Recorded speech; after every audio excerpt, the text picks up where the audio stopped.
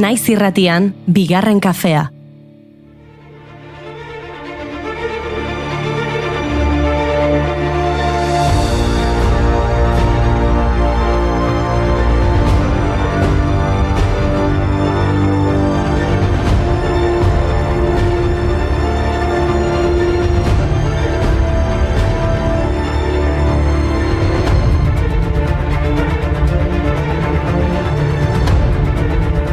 Egunon guztio iritsi da apirila edo batzuentzat jorraia iritsi zaigun kalendrera euskarazko egutegi aitzinakoenean 1571 Joanes Leizarrakak lehenetsi zuen apirila forma. Eta apirila ospakizun askorekin dator. Muxuen mundu eguna, liburuaren eguna, autismoaren kontzientziazioaren eguna, ahotsaren mundu eguna.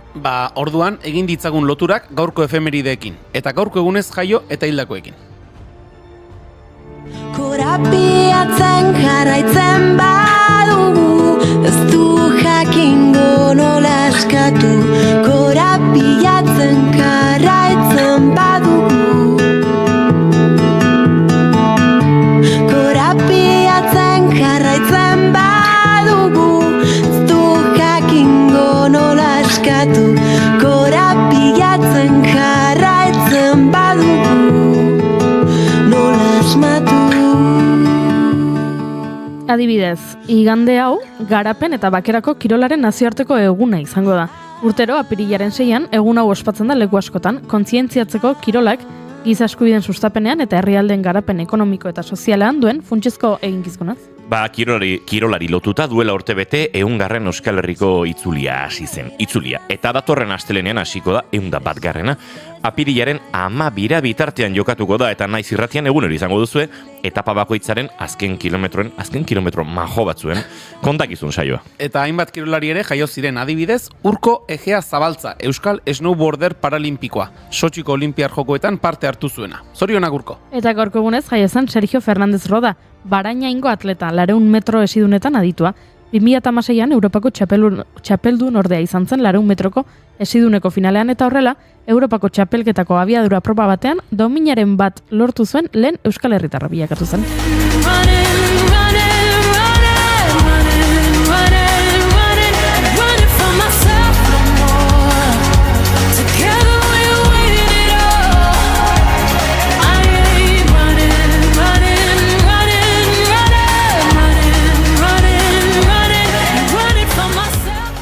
Tira eta ezin aipatu gabe utzi, gaurko egunez jaio zen Felix Iñurrategi arte euskal alpinista. Alberto Iñurrategi anaia gazteagoarekin batera mundu mailan oso bikot ezaguna osatu zuen 90ko hamarkadan, zoritxarreko istripu batek Pakistango iparraldean heriotza ekarri zion arte. 1992an Everestera iritsi ziren bi anaiak, hegoaldeko ohiko bidetik eta oxigeno gehigarririk gabe.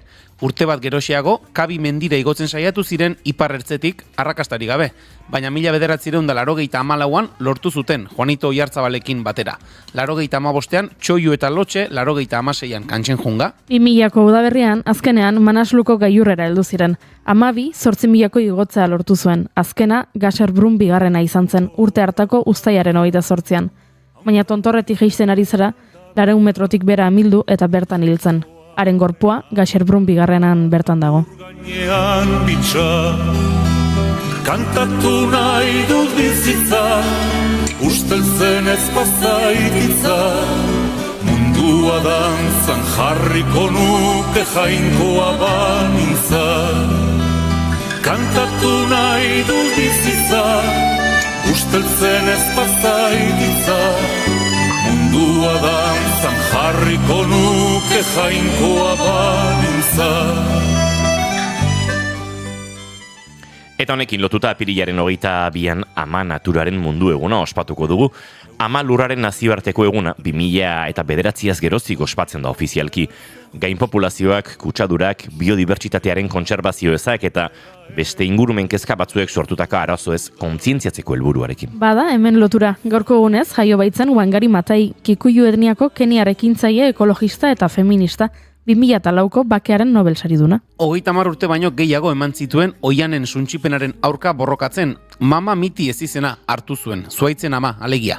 17an Green Belt Movement zuhaitzen aldeko mugimendua sortu zuen. Gaur egun, mugimendu hori edatuta dago Tanzania, Uganda, Malawi, Lesoto, Etiopia eta Zimbabwera ere. Matai 2011an hiltzen, obulutegiko minbiziak jota. Gaizki dela dute ulertua kia bada denetan dolamena airean nundira azaikaju samambaia apaintzen zutenak uantze alaia. Ze politxan kantu. Aurrera bai, Bai, Bai. Julen ja, Foto. zapalduko dugu kantua. Errelu bamantzak. Bai. Eta apirileko beste egun bat, dantzaren nazioarteko eguna. Hombre, ez begira. eguna. Bai, propio egin duzu, ezta? 82an nazioarteko dantza batzordearen ekimenez, UNESCOk apirilaren 29a dantzaren nazioarteko eguna izendatu zuen. Aukeratutako data Jean-Georges Nobert dantzari eta koreografoaren jaiotzari dagokio. Dantzari asko ditugu aipatzeko guk, Martha Graham adibidez, gaurko egunez hiltzena, Ipar Ameriketako dantzari eta koreografoa izan zen, Amerikako estatu batuetako dantza modernoak eman duen artista nagusia eta 20. mendeko koreografo handienetakoa. 20. mendeko dantzari batetik, 21. mendeko beste batera. Gaur Miriam Doblas Muñoz, Lola Indigoren urtebetetze eguna da. Ba. Lola Andaluziako abeslari, musikagile eta dantzaria da. No tiene a la reina, esta noche por ley yo soy que te peina. Cuando nos comemos tú y yo, nadie te lo hace como lo hace la reina, como lo hace la reina.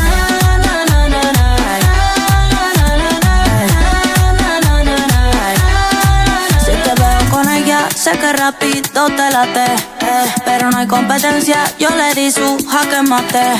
Tú tienes un alfil, pero sin fil, y a tu jefe hay que darle kill bill, pero... Aizue, eta hau, Maialen Tellabidiri kontatu beharko diogu, apirilaren 30ean jazzaren mundu egun ospatuko duguta. Ba, begira, gaurko egunez, 2020an, pandemia bete-betean, Ellis Luis Marsalis Jr. hiltzen. Estatu batuar jazz piano jotzailea izan zen, Marsalis. Dantza dela, jazza dela, agian, egun garrantzitsuena aipatzea zuzaigu.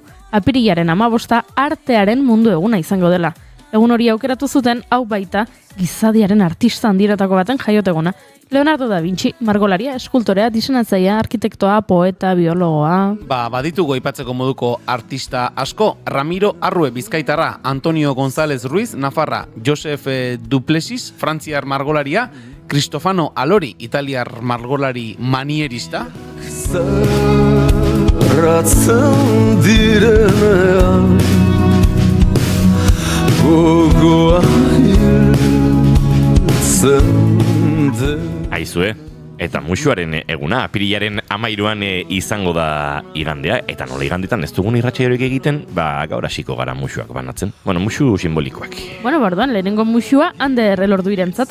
Udan, Amerikako estatu batuetatik goierrira etorriko diren gazten egonaldiaz, zariko gara ateak ireki egitasmoko kidearekin. eta beste bat Maialen Tellabiderentzat, fagotaz hitz egiten hasi ginen aurrekoan eta uste dut gauza asko utzi genituela, aipatu gabe. Eta Pahorra baserria ezagutuko dugu, ahabi ekologikoak, astotxoak, meditazioa, sasiardiak eta pake handia. Baniko isi behar dute, pakea.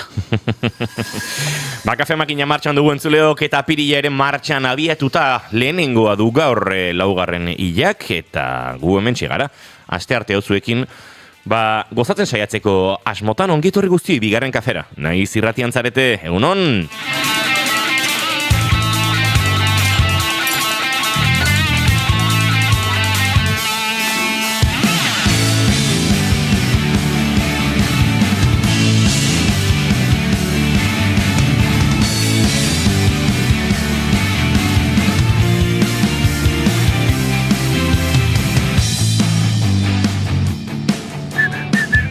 Zuekin jaun Andreok zein izan da txistu egin duena? Ez da gizuta txiste egiten. Inde, Bai. lortu dut? Noiztik? Ezakit, boin ikasi dut. Apiriak bat. Aprilak bat. Txistuaren mundu egunare. Ez da gaur. Hori ezakititen. Monokromatikoa dago Juriren txistua. Juren goiko etxe horbe gozo, egunon. Egunon, Goiuri zeizarandia. Egunon. Eta hemen izketan ari zeizuena, Uinigo Asensio Lurbide gaur, bigarren kafeak 9 eta 43. du, bai, atzera kontaketa... 53. Ze esan dut? 43. Ez, 953. Atzera kontaketa dagoeneko martxan jarri dugu, Oh my god. 1000. saiorako. Gorka Santesteban, orentzuten ari da, ikusten dugu txatean, prest 1000. badatorreta. Goizak 10:17 izango ditu 3 segundu barru, apirilak lehena esan da bezala, eta gu hemen 3, Laister 4, eta gero 5, eta gero 7, eta gero eta gehiago izateko, eta hurrengo 2 orduetan entzuleok, zuekin bat egiteko, benga esnatu baten bat orain digo lamaindi dartean baldin badabil, Aste arte buruzuri bada, eta zera, martxan jartzeko ordu ere bai. Naiz irratian zarete, bigarren kafean.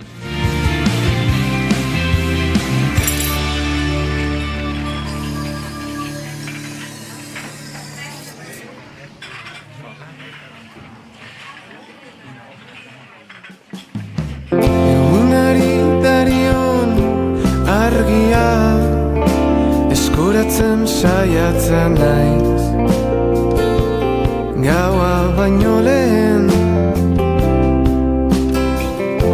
trebezia falta ote zain, balda inoren zain. Ez du zeitar nasten badator gauaren utxunea, ilargiaren arrastoa. Aztu zaio arnasten banatorkizu ama nekatuta etxera. Aholku bila oraingoa ta zer modu zauden. Itxasotik noa itxasora. Goizeko 10:18 eta guk egunero bezala maite duten tarteari heldu behar diogu, pentsa, 953 ez, maite dugu zerbait bigarren kafean, edo maite ditugu gauza asko, eta Julen Goiketxar begozok kontatu beharko digu, zer den berak gaur zehazki, zer den maite duena. Gaur zehazki. Ba, begira, maite dut igandean pasa genuen, egun aurreko baten ere aipatu nuen, bagenuela, binakako pelota txapelketako final horretan herritar bat, Iñaki Artola jokatu bertzuela, eta herrian bazela, behin finalera sailkatu zirela jakintzenetik, zalaparta, aztoramendua, bateko sarrerak zirela, besteko eguneko ospakizun edo afariak zirela, besteko auskalo zer, eta kontua da, igandea iritsi zela, eta eguerdi partean atera ginen, 3 autobuskada bete-bete eginda alegiatik, herrian ere bazegoen, pantalla handi bidez finala ikusteko aukera, herrian ere giro polita gontzen, baina, guk Iruñera joateko sortea izan genuen, egun ederra pasa genuen, egia da, azkenerako emaitza etzela guk nahi genuena izan, baina tira, hori da kasu honetan kasik ere gutxienekoaz esan dagoa egun ederra pasa genuen, iluntzean ere bueltatu ginenean, sekulako giroa zegoen, herrian bazegoen, galdu izanaren pena puntu hori, baina aldi berean, egin duen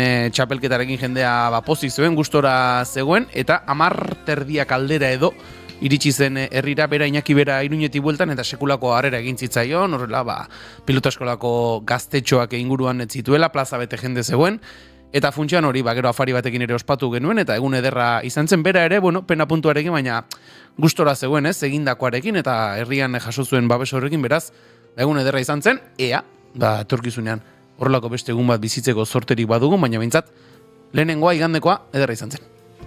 Hor, finalarekin lotuta, uste dute, niri gustatuko litzaidake aipatzea behintzat, finaletik ordu gutxitara Joseba Ezkurdiaren aita hile egin zela. Eta, hemendik besarkada bat, familia osoari, oso gogorra izan behar du horrelako egun garrantzitsu eta hunkigarri eta postasunez betetako egun batean gero horrelako albistea jasotzea, horrelako gauza bitxiak ditu bizitzak, eta hemendik besarkada bat familiari. Besarka bat familiari eta, Iñaki Artolari ere besarka da, egia esan etxonetan ere, Julenen herrikide eta lagunden enean, pixat etxeko ere sentitzen dugu, izan dugu, pentsatzen dut maiz Jon Garate lankidearekin pelotaren inguruan izketan, izan dugu bigarren kafean antzerkiaren inguruan izketan, eta izan dugu Frantziako turraren kontakizunetan eta Euskal Herriko itzulikoetan, ziklismari buruz erizketan, beraz denerako ematen du Artolak, eta behondi jola nik ere finala ikusi nuen, onartu gara daukat, ez dut peloten beste jarraitzen, egunean bertan konturatu nintzen, Julen hortara doa, Goiuri kontatu zidan, bai, gaur da, finala eskuz binakakoa, eta ostras egieta. Baina gero, ezin mugikorrean ikusi nuen, ezin mugikorretik bista gendu, eta antxe sufritzen egon nintzen zu bezala. Osa, zertzeko izango da, alegian erroldatutako zenbatek, hartu zuen jai lanean, astelenean. Askok. Batek baino gehiagok esan dita, bai, badez bada jai hartu nuen astelenerako. Bai, eta nabaritzen, igande gauean. Bai. Bueno, espero du behintzat, igande gaueko ordu txikitanan kalean batzuk nola zebiltzen ikusita, bai beraien eta bai beraien lantokien onerako, astelenean ez zutela lanera joan berrik izango, ez zuten ezer askorik egingo. Buscando el siguiente escalón, convencido que estás en el tejado, esperando a ver si llego yo. Y dejar de lado la vereda de la puerta. Nere maite duta, zera, oroitzapenekin aurrekoan Spotifyren kapritxo horiek eta ez da gizari nintzen entzuten, eta algoritmoak eraman ninduen entzuten ari garen kantu untar, Extremoduroren La vereda de la puerta de atrás entzutera, eta gogoratu nuen zein lekutan entzun nuen lehenengoz kantu hau, kantu honek murgildu ninduela Extremoduro imaginario horretan, eta nola nere kuadriako batek jakitun ni poperoagoan nintzala edo, disko hau atera, eta esango nuke, Tolosako Masiroskitik lapurtu zuen hartan. Bai? Ez kontatu? Bai, hau seguretzuela erosi. Horrela da, arrotasunik gabe esan beharra dago, baina lotxarik gabe. Gazteak ginen eta musika eta kulturako gure sarbidea ilegala zen eta era berean akaso zilegire, bai? Gogoan dut, ari ginela etxeontako kolaboratzea egiten Unai Elordi Hidalgo eta nere kuadriako beste biren edo iruren entrenamendu bat ikusten. Kiroldegi zaharrean, Tolosan bazegoen kiroldegi zahar bat gaur egun existitzen ez dena. Julenek ezagutuko zuen, igual Goiurik ez du ezagutu. Ezagutu zu kiroldegi zaharra? Paperkalekoa? Hori. Bai. Bale. Antxe ginen, eta dismana zen orduan, azken garrasia, eta gogoan dut urtzik esan ziala, entzun kantu hau, gustatu gozaik. Hau, Extremoduro da, baina nahiko goxoa da. Eta jarri niduen aurikularak, eta esan, ostra, ze kantutzarra. Eta uste dut, talde hau, izan dela pixkat gure kuadrilan, eta hainbat urteetan, nolabait, gure musika ardatza edo, ez? Egon gara Extremoduro ikusten zuzenean, gogoan dute Guojoren pua hartu genuela, nik lehenengo lerroan antxe Extremo ikusten ari ginela, pua hori nahi zuen beste pertsona batek beso atzekaldean kozka egin zidala, horrelakoak gertatu ziren, eta oroitzapena oso garbi daukat, eta lehengoan Extremoduroren kantu hau agertu zen nahi gabe spotin, eta esan nun, ostras, bada nolabait niretzat kuadriako banda sonorara murgildu ninduen kantua, eta gogoan dut zelekutan nola txokolatezko palmeraren bat ere bagenun eskuartean, eta Masieroskiko suministro hartan entzun nuela kantu hau lehenengoz. Kozki gitarena... Bai, neska bat izan zen gogoan dut, eta ukinuen aste pare batez bere hortzen marka hemen atzekaldean, beso atzekaldean, triceps inguru horretan, bai. Kuriosoa. Dotore.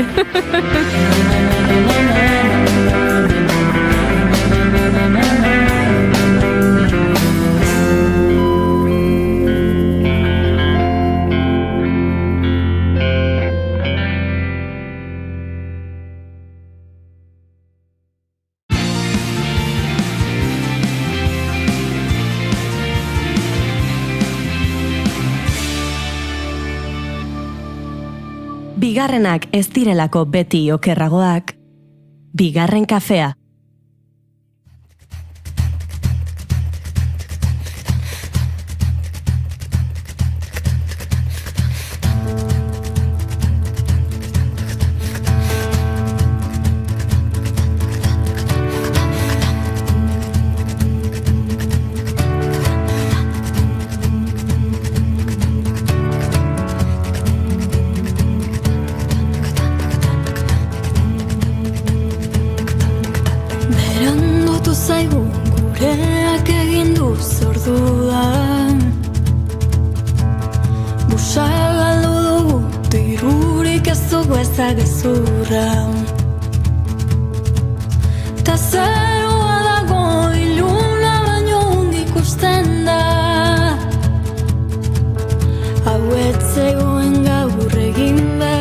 Goizeko 10:26 minutu. Kantu eder honekin eskatuko diogu Goiuriri bere maite duta.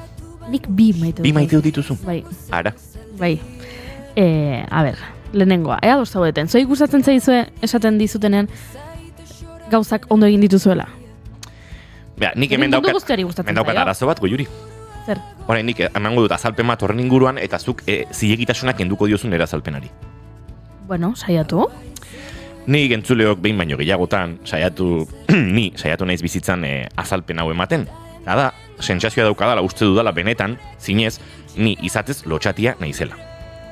Eta gero, garatu ditudala lanabes batzuk, publikoki egoteko, ekitaldi bat orkesteko jendartean, telebistan aritzeko, irratian aritzeko, eta emateko pertsona hau plazagizona da, honek ez du lotxik. Baina izan badaukat, eta lotxak gehien sortzen didan egoera da, norbait etortzea, losintxa batekin, zuk zerbait ondo egiten duzula esatea, eta jakin ez non sartu, ze eskerrik asko esatea omen da zintzuena, baina horrek implizitoki badirudi onartzen duela, baietz ondo egiten duzula, edo losintxa hori, edo aipamen hori aintzat hartzen duzula, eta bestalde, lotxatuaren egin eta eskerrik asko esaten ez baduzu, badirudi, etzarela nahikoa ez dakit edukatu edo ez dituzula kodigo sozialak ondo erabiltzen. Beraz, nik normalean ez dut maite izaten. Estimatzen dut, igual atzera begira esaten eskertzen dut, ez? Ez zaizu gustatzen une hori. Hori da, uneak... Baina gero berez, ez? Guzti gustatzen zaigun norbaitek esatea hau ondo egin duzu edo ondo ari zara. Batez ere zuk esaten badiazu. Bale, gutxitan esaten dudalako. Oso gutxitan. Julen, zuri gustatzen zaizu baita ere. Ez bereziki, honek esufritu jeine. Honek, nahi saifo. Ondo eginda dagoela, ondo eginda, eta punto. Joe, baino... Aintzatespen hori? Ze politiz. Ez da beharrezkoa. Aintzatespen itza oso zederra da. Ez dut beharrezko ikusten nire kasuan, Gero batzu badaude, nahi dutena, oso ondo. Baina nire kasuan ez dut beharrezko ikusten. Jo, maite dut aizorratu. Horrekin ematen du ez dakizema gauza ondo egiten ditugula. Ez da hori ere, baina ez. Bueno, nire entorren esatea. Baina bai, ulertzen dut, muinean, oinarri-oinarrian, eta gure... ondo dagoen zerbait da. Bai, eta ezkuntzarako oso garrantzitsua da. Unei esan egin bertzaile. Hori esateran indoan. Horrek ez du esan esan beharreztenik, Hori da. Zuri ez gustatzeak ez du esan beharreztenik. Txarra errez esaten dugu, eta ondo dagoena kosta egiten zaigu esatea. Hori da. Esan egin behar da. Hori bai. Bai. Bale, txatean ere jarri dute. Bai, poza ematen dit. Noski baiet. Bale, ni kontatu behar nizuen atzo deskubritu nuela horren urrengo maila. Norbaitek esatea, hau ondo egin duzu, horren urrengo maila deskubritu nuen atzo. Dela, zure psikologoak esatea, ondo egin duzula. Hori da, ondo eginaren maila gorena. Ze zure lagunek esatea, premium.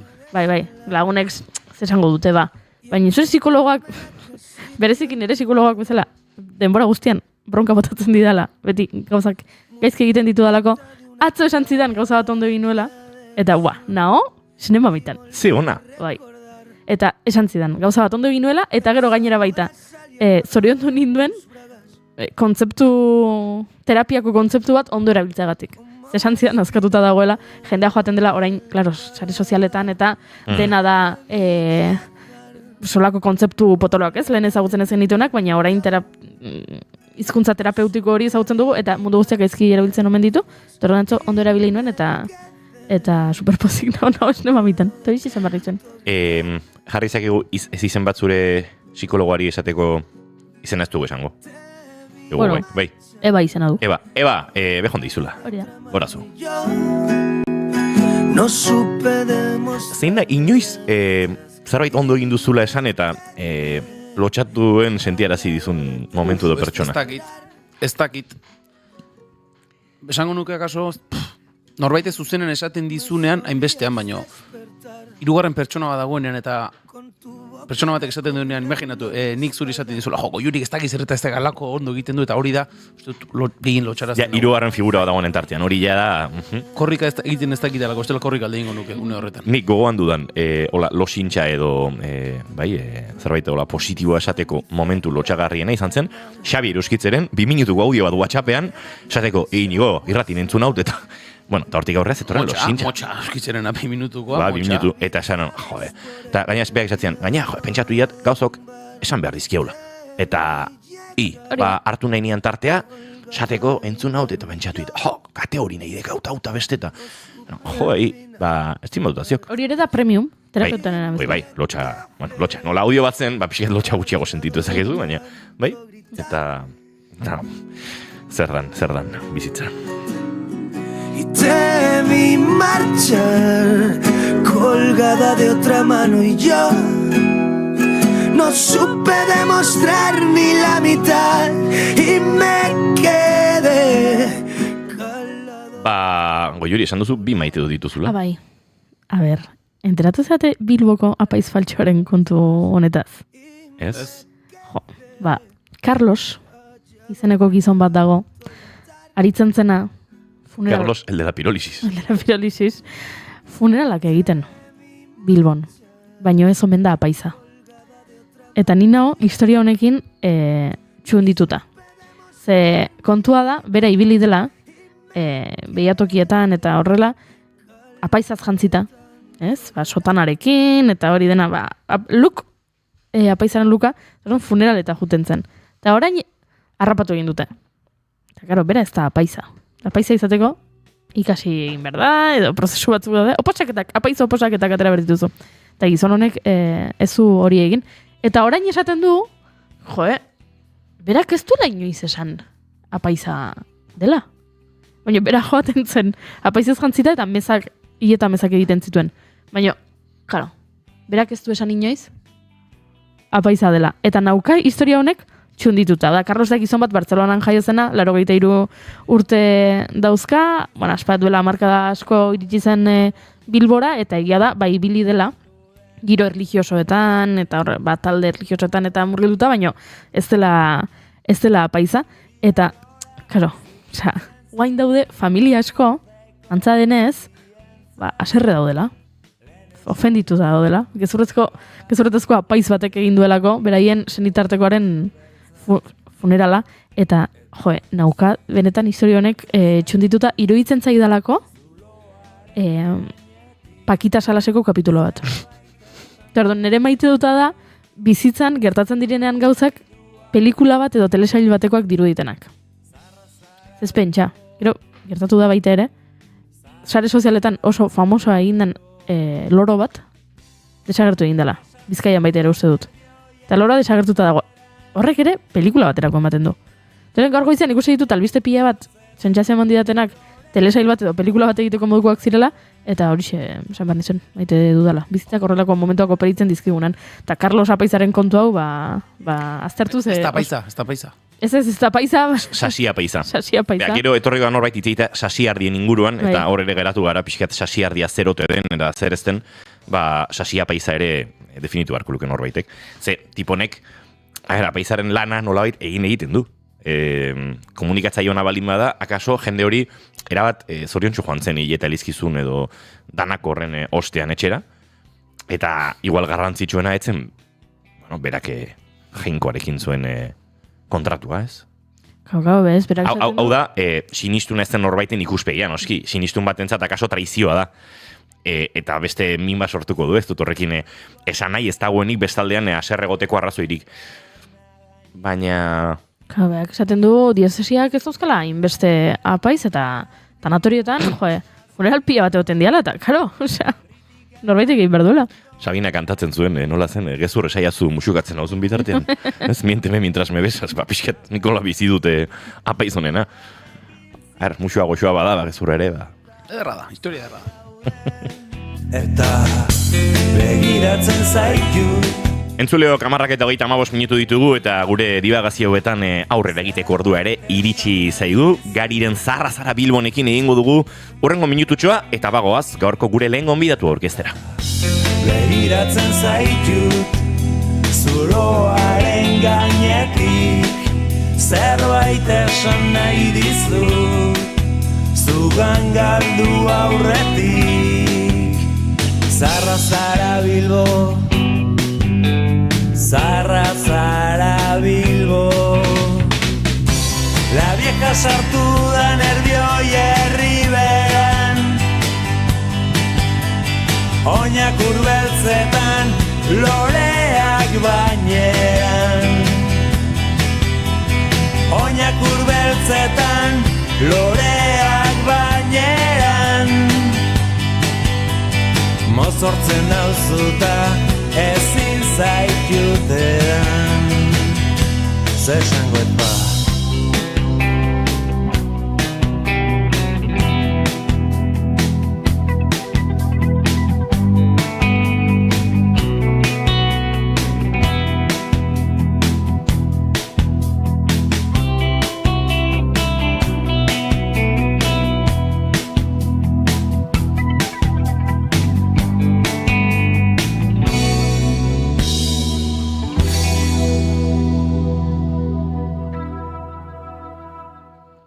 Goizeko 10:37 eta bagoaz aurrera, baina egia txata hemen abandonatuta genuela, Inigo igandean oso despistatuta, dio Gorkak. Bai, zure urte betetzekin, bai, markatu. Kaixo, astearte on dio Nekanek, udaberri egun polita gaur, egia esan, bai, eguna edarra dago. Nire maiteuta da laizter lanera noala, eta hori da, errutinara bueltatzea. Bueno, posten gara Gorka, ja osatuta balin mazaude, terapeutak bronka ematea gaizki aldao. Terapeutak bronka ez, terapeutak esan dizu, kontzeptu batzuk igual, Instagramen erruz, ez zarela ondo ulertzen ari. Ez, askotan bronka botatzen dira, bronka ez botatzen bai, gauza batzuk ezke egiten ditu denean, esaten dit. Berak esaten balin badit, ez egin hau, eta ni urrengo saiora juten balin banaiz, eta esaten badiot, hau egin dut, bronka bota behar dit. Beraz Gorka, ez dago gaizki, terapeutak bronka botatzea. Bueno, esan dakoa, gure lehen gonbidatu orkestera guazela, entzuleok.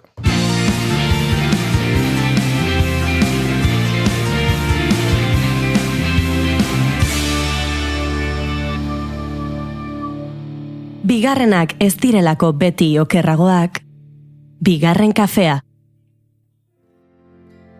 Hemen dena dago, utzi genuen bezala, zauriak zaurit askotan, itxi ezin direla.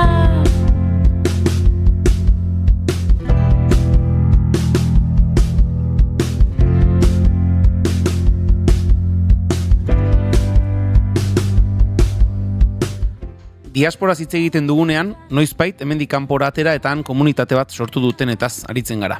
Ateak ireki egitasmoak alderantzizko bidea egiteko aukera ematen die neurri batean, euskal jatorria duten Amerikako Estatu Batuetako gaztei. Udan Euskal Herrira etortzeko eta Goierriko familia batean egonaldi egiteko aukera eskaintzen zaie, eta aurten ekainaren 28tik uztailaren 20 egingo dute egonaldi hori.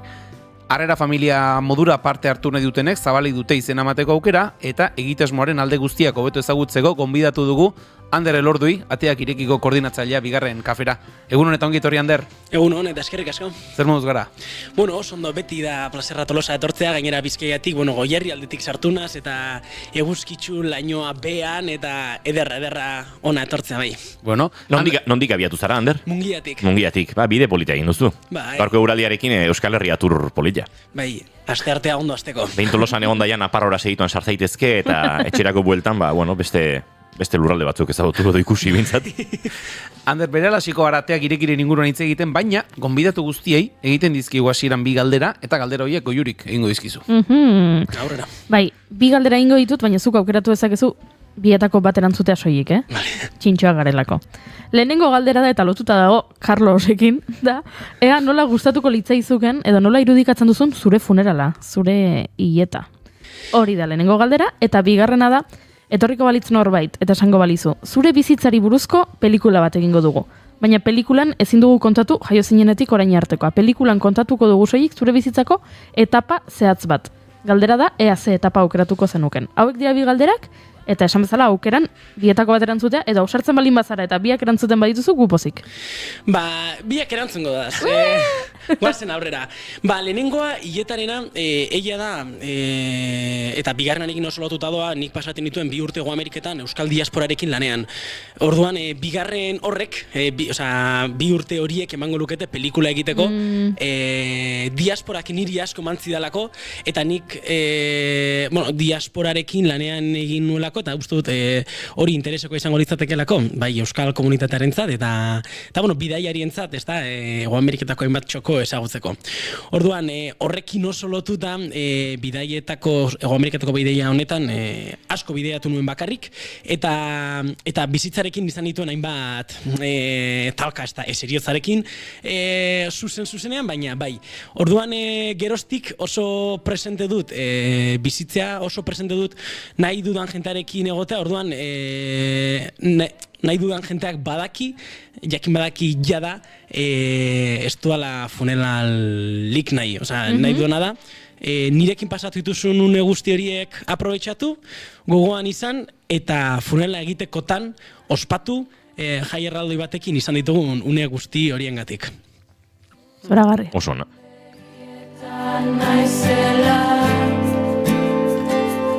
Beti nahi nuken bezala. Jarritu ingo dugu orduan, ez? Erantzun hauek eta gero, ateak irekiren inguruan hizketan hasiko gara. Esan dugu, Ander, harrera familiek zabali dutela izen emateko epeak, zer moduz doaz, izen emate horiek? Bueno, izen emateak badoaz aurrek urteetan baino hobeto, hori postekoa da, oraindik ere baditugu hainbat leku, hainbat estatu batuar, euskal estatu batuar inon kokatu gabe, orduan, bueno, oraindik ere zabalik gaude familiak onartzena proiektuan. Zenbat etorriko diren ja aurriko epuru eta zehaztuta dauzkazue? Bai, 23 etorriko dira, ekainaren 28tik ustailaren 20ra. 23etatik 31 dira estatu batuarrak, bat da Kanadakoa, Quebekekoa, eta beste bat Britainia handikoa, Newcastlekoa. Ara, eta ze adintartetako gaztez ari gara, gutxi gora bera? 16 eta 25 urte bitarteko gazteak dira, 16tik aurrera legalki hemen bakarrik egoteko aukera dutelako, eta 25etik aurrera haien bizitza formalizatuaga bat dutelako, orduan, tarte polita dela uste dugu. Eta etortzen diren gazteko herrila hori, guztiek dute euskal jatorria, euskal arbasoak guztiek dute lehenagotik ere Euskal Herriarekin lotura? Ez, eta nik uste dut hori dela programa berasten duena. Diaspora zabala da, nahiko zabalik dagoen kontzeptua da, 8. provintzia, ez da? Estatu batuetan baditugu euskaletxe asko, Argentinan, Uruguaien ere bai, eta egia da askok euskal jatorria dutela, jakina beste askok ez dut, euskal jatorria dute, baina ez dakite dutela, baina beste askok interesagatik, adibidez aurten baditugu hizkuntzak ikasten ari diren bi gazte, Quebekekoa bat eta bestea Boisekoa. Hauek ez dute euskalduntasunarekin zerikusirik, baina hizkuntzak ikasten dituzte. Hizkuntza gutxituetan dute interesa, eta euskararekin topo egin zuten, euskara ikasten hasi ziren, eta orain Euskal Herria ezagutu nahi dute. Orduan, hauei ere, ateak zabaldu nahi dizkiegu, eta hauei ere aukera eman nahi diegu. Ameriketako estatu batuak aipatzen ari gara, Julen, baina estatu batzuk bestek baino pixu gehiago izan dute historikoki gure diasporan, eta ekarpen honetan ere izango dute, alegia. Zenbat datoz Boisetik, eta zenbat Boisetik kanpo, zenbat Elko edo Renotik, edo Txino, Los Angelesetik, balda estatu xelebrerik, diasporarekin alako lotura ez duenik ere. Beti dago estaturen bat galduta aurten Arkansaseko bat etorriko da, Coloradoko bat, izan genuen ere aurreko urtean Ipar Karolinako beste bat. Egia da, gehienak esan dozu moduan joaten direla mendebaldera, California, Idaho, Nevada, Washingtoneko estatua, baina gero familia hauek ere joaten dira estatu batuetan sakabanatzen, eta iristen dira beste puntu batuetara, badaude euskaletxeak ere beste estatu batuetan sakabanaturik. Floridako gazteren bat ere izan dugu, Nueva Yorkeko batek eman du izena aurten, orduan... Nueva Yorkek ere badu euskaletxea, Floridak izan zuen pentsatzen dute, zesta puntaren eta remontearen garaiaietako joera. Kaso hauek adibidez, badira arbasoak dituztenak eta lotura hori dutenak edo topatu dute horrelako estatu, ez dakit, xelebre batean euskararekin lotura. Ez nik uste danak arbasoetatik datozela bai. Kenduta aurtengo bi linguista hauek, beste guztiek badute jatorria edo euskal abizenen bat, edo edo arbasoren bat hortik galduta bai. Arbasoak aipatu ditugu, euskaletxeak aipatu ditugu, diaspora aipatu dugu, nola egiten duzue beraiekin harremanetan jartzeko, nola egiten da, ez dakit hautaketa den, berei nola ematen zaie etortzeko aukeraren berri? Bueno, Jaurlaritzatik oso antolatuta dago diaspora, estatu batuetako euskaletxeek badute federazio bat, NABO, North American Basque Organization, guk beraiekin elkarlanean egiten dugu proiektu guzti hau, beraiek aurreko urtean onartu zuten ateak ireki proiektua beraien proiektu gisa ere bai, orduan beraiekin elkarlanean, han ere badago beste koordinatzaile bat, nirekin harremanetan €1, eta beraiek ezagutzen dute asko sobeto estatu batuetako diaspora, eta beraiekin elkarlanean egiten dugu hau dena, bestela litzateke posible izango. Eta, Ander, hau guztia ja ikusten da egonkortuta dagoen zerbait dela, edo ondo egituratuta daukazuen zerbait dela, baina noiz baita astapen bat izango zuen honek, noiz hasi zen hau lehendabiziko txinparta hori? Bueno, txinparta esan bagenezake, orain dela 50 urte oinatin egintzen, ez da boize oinati lotura bat, hainbat gazte etorri ziren garai hartan, ez da orain dela 50 urte boizera, eta honek izan du orain etorkizunean, gero etorkizunera izan du zeresana. Gaur egungo estatu batuko euskaletxeetan dauden zuzendari eta taldeetan, zuzendaritza talde horietan, dira oinatira etorri ziren gazte horiek. Honela, 2020an, bai Angel Oiarbidek eta Iñaki Goirizalaiak proposatzen dute berriz nolabait martxan jartzea, eta 2020an pandemia etorri zen, eta ezin izan zen 2023 arte inor ekarri. Baina hori astapena, orain dela 50 urte dago. Pentsa, oinatiko lotura horiek sortu zuten momentu historiko batean Euskal Herriko hiriburu bakar batean alkate euskaliztuna izanez, eta airafun estatuatutan boixiko alkatea, David Bitter, euskaliztuna izatea. Paradoxa hori eman da Euskal Herrian, gure 7 lurraldeetan hiriburu alkate euskaldunik izanez, eta han estatuatutan bagenuela.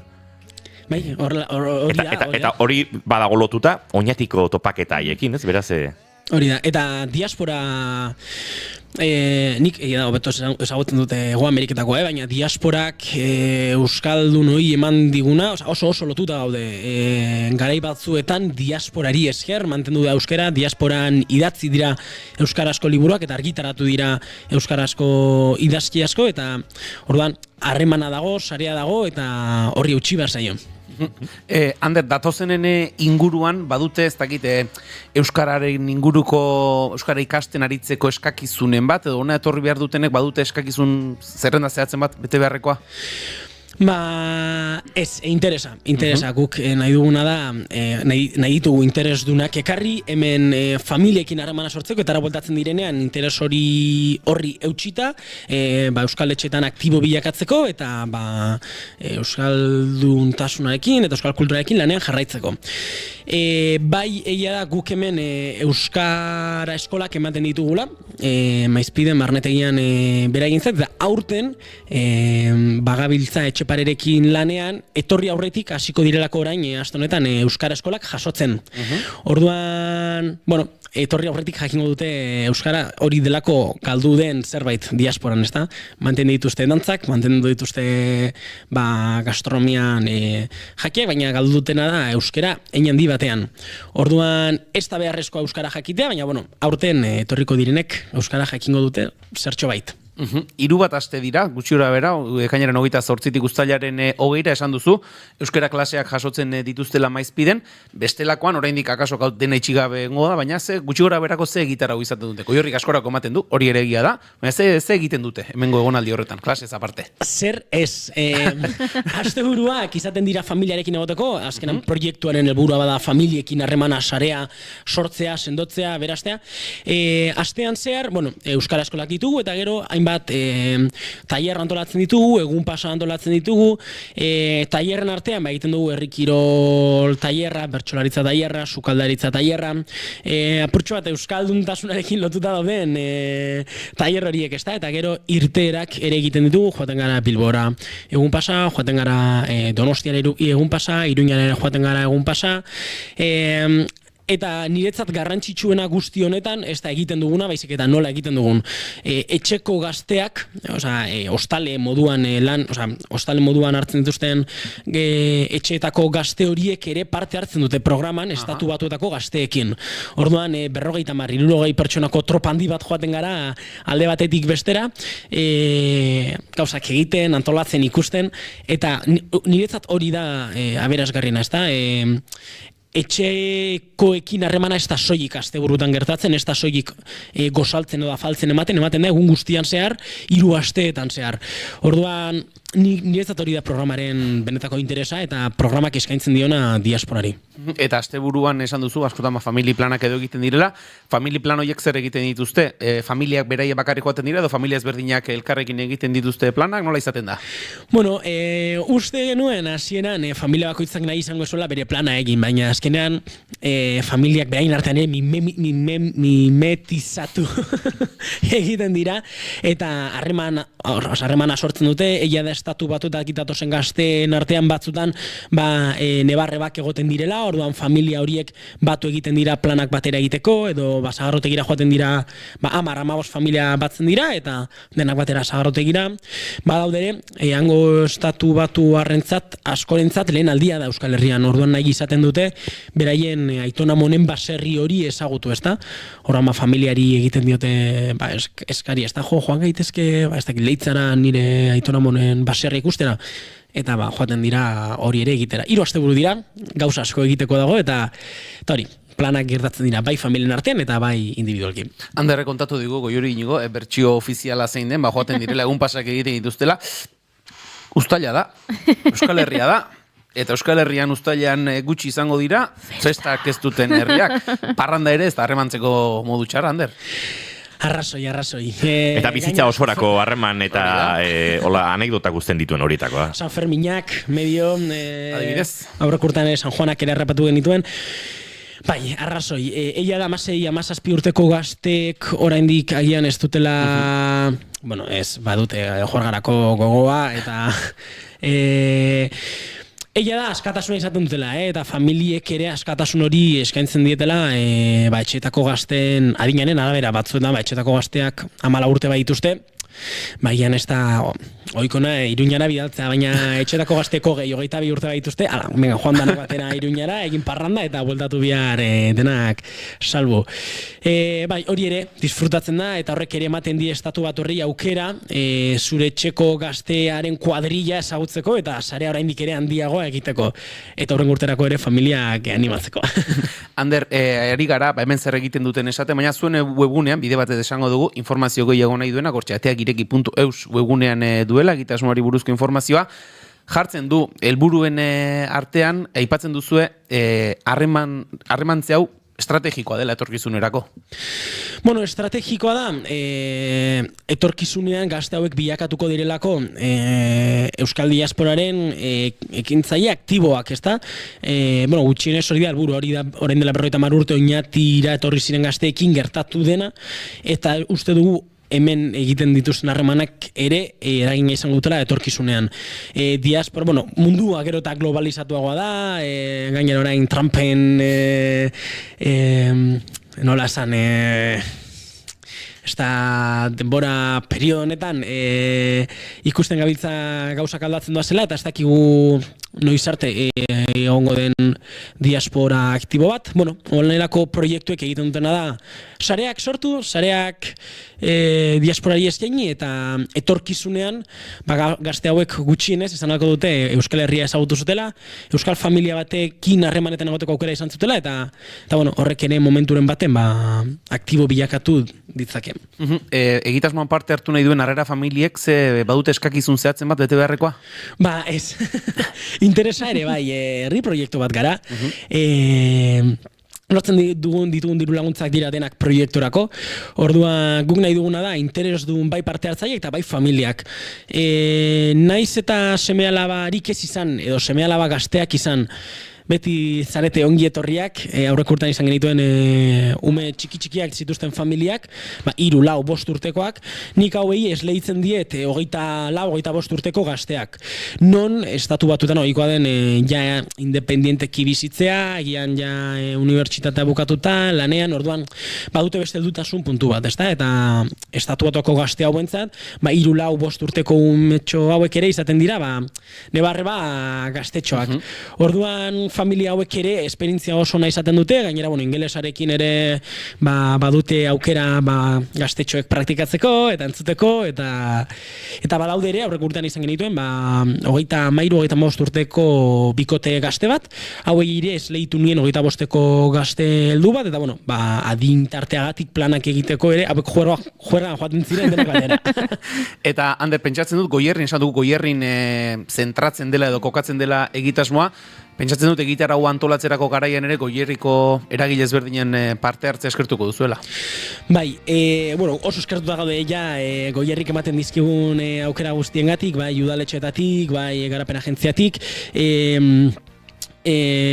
dauden elkarteek ere laguntzen dute, eta proiektua, maizpide dugu zentrotzat, bertan Euskal Eskolak ematen direlako, Goierriko familiak ere bilatzen dugu, egunero goizeko 9:00 hasten delako programa, eta maizpiden egon behar dutelako, hala ere, zabaltzen dugu ateak, zabaltzen ditugu, Urretxu Zumarragako familiak izan genituen horreko urtean, Tolosa, Ano eta oraindaineko familiak ere izan genituen, orduan ez da Goierri zentrista, bai Goierrin egiten dugu ekintzen gehiengoa, baina zabalik gaude inguruko familiei ere. Bukatzeko, Ander, entzuten ari baldin bada familiaren bat, eta kaso interesa sortu baldin bat zaio, Maio, zu azken mezu bat guztiz konbentzitzeko? Sareak, harremanak, bizitza efimero da, azkarra da, eta nolabait diasporak murgildu nahi diasporak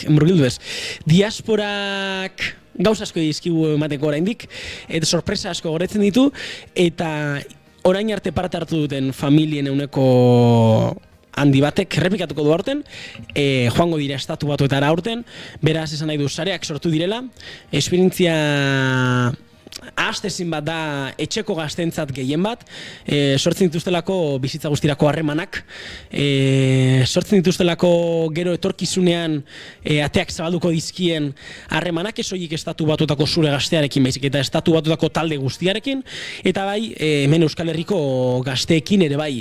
Orduan, ez da inbeste guraso moduan zuk disfrutatuko duzu, baina zukua benetan etxeko gaztek aterako dute, eta eman aukera ere, ezta? Etxean norbait hartzeko, ateak zabaltzeko, esperientzia berri bat bizitzeko, eta norbaiti aukera eskaintzeko, guk sorte izan dugulako, ezta? Euskal Herrian jaio garelako, beste batzuk ez dute sorte hori izan, kanpoan, sortea, kanpoan jaio direlako, eta Euskaldun izan nahi dutelako, eta Euskal Herriarekin lotura handiagoa izan nahi dutelako, orduan, eskaini diezaiegun atea, gure etxea, eta zabal dezagun diaspora. Noiz arte mandaitegi zen, Ander, bukatzeko? Laizter apirila erdialdean itxiko dugu epea. Vale. Esan da geratzen da, ateak ireki.eu egunean informazio guztia. Ander Elordu egitasmogo koordinatzailea. Eskerrik asko, gaur bigarren kafera horbiltzeagatik.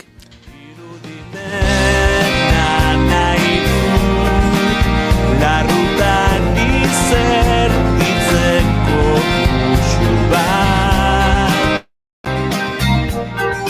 Loaren ordez Aineza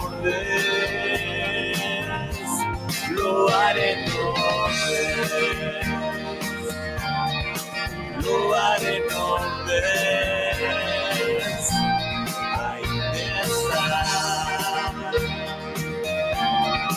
Loaren ordez Aineza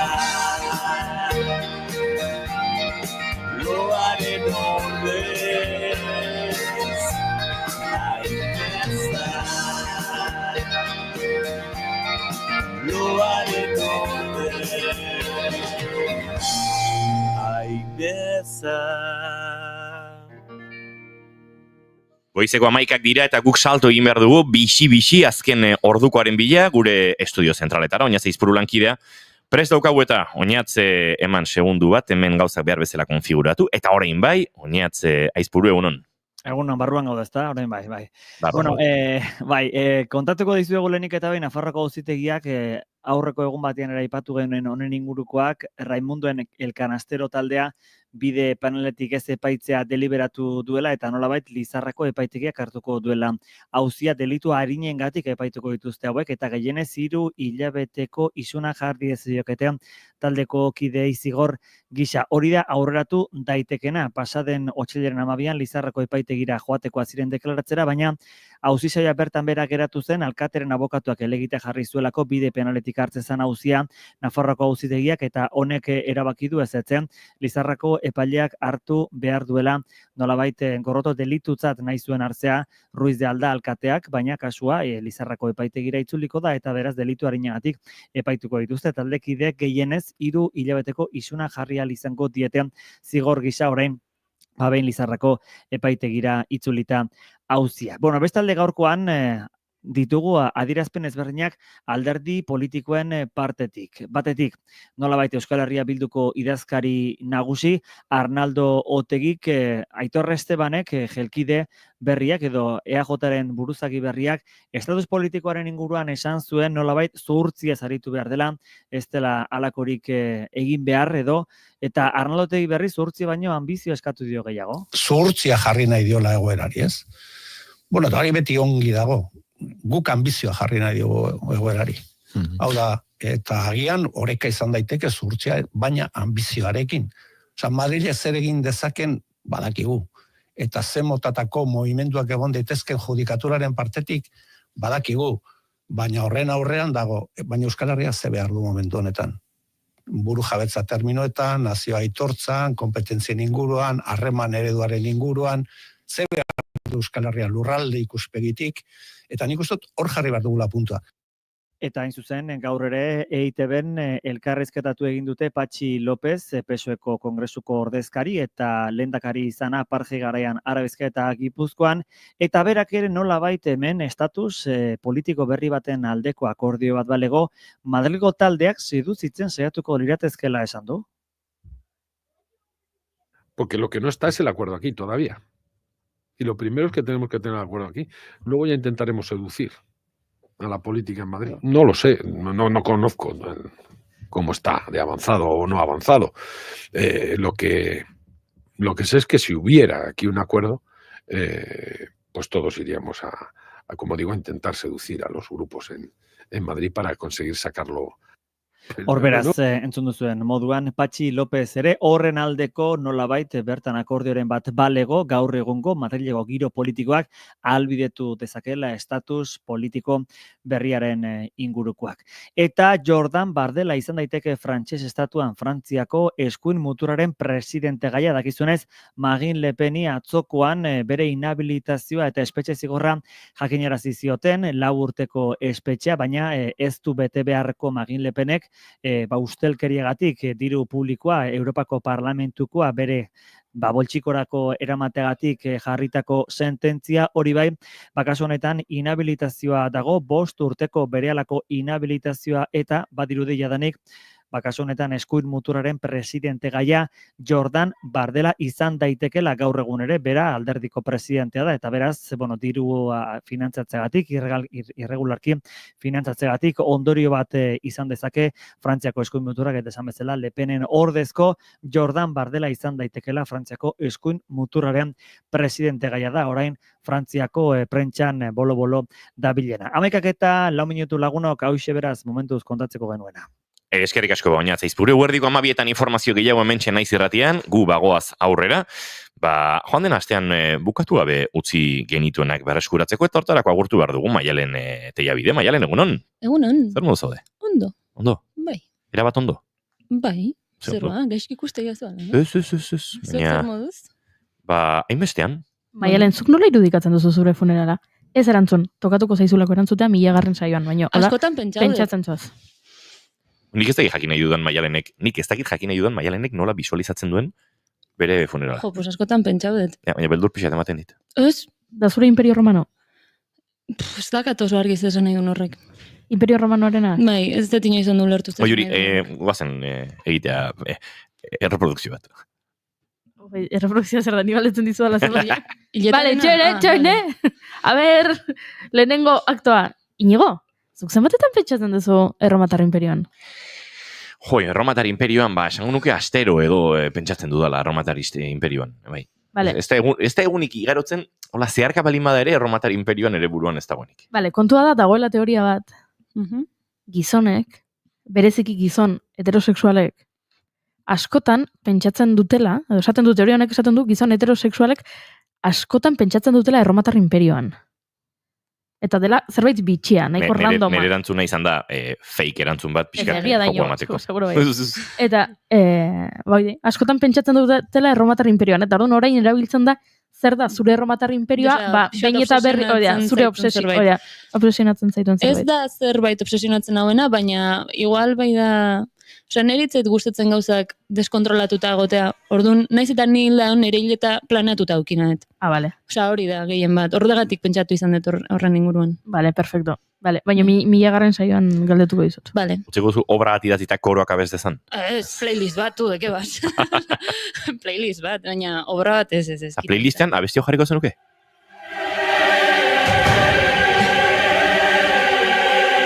Etxoin, entzulioak, entxoin.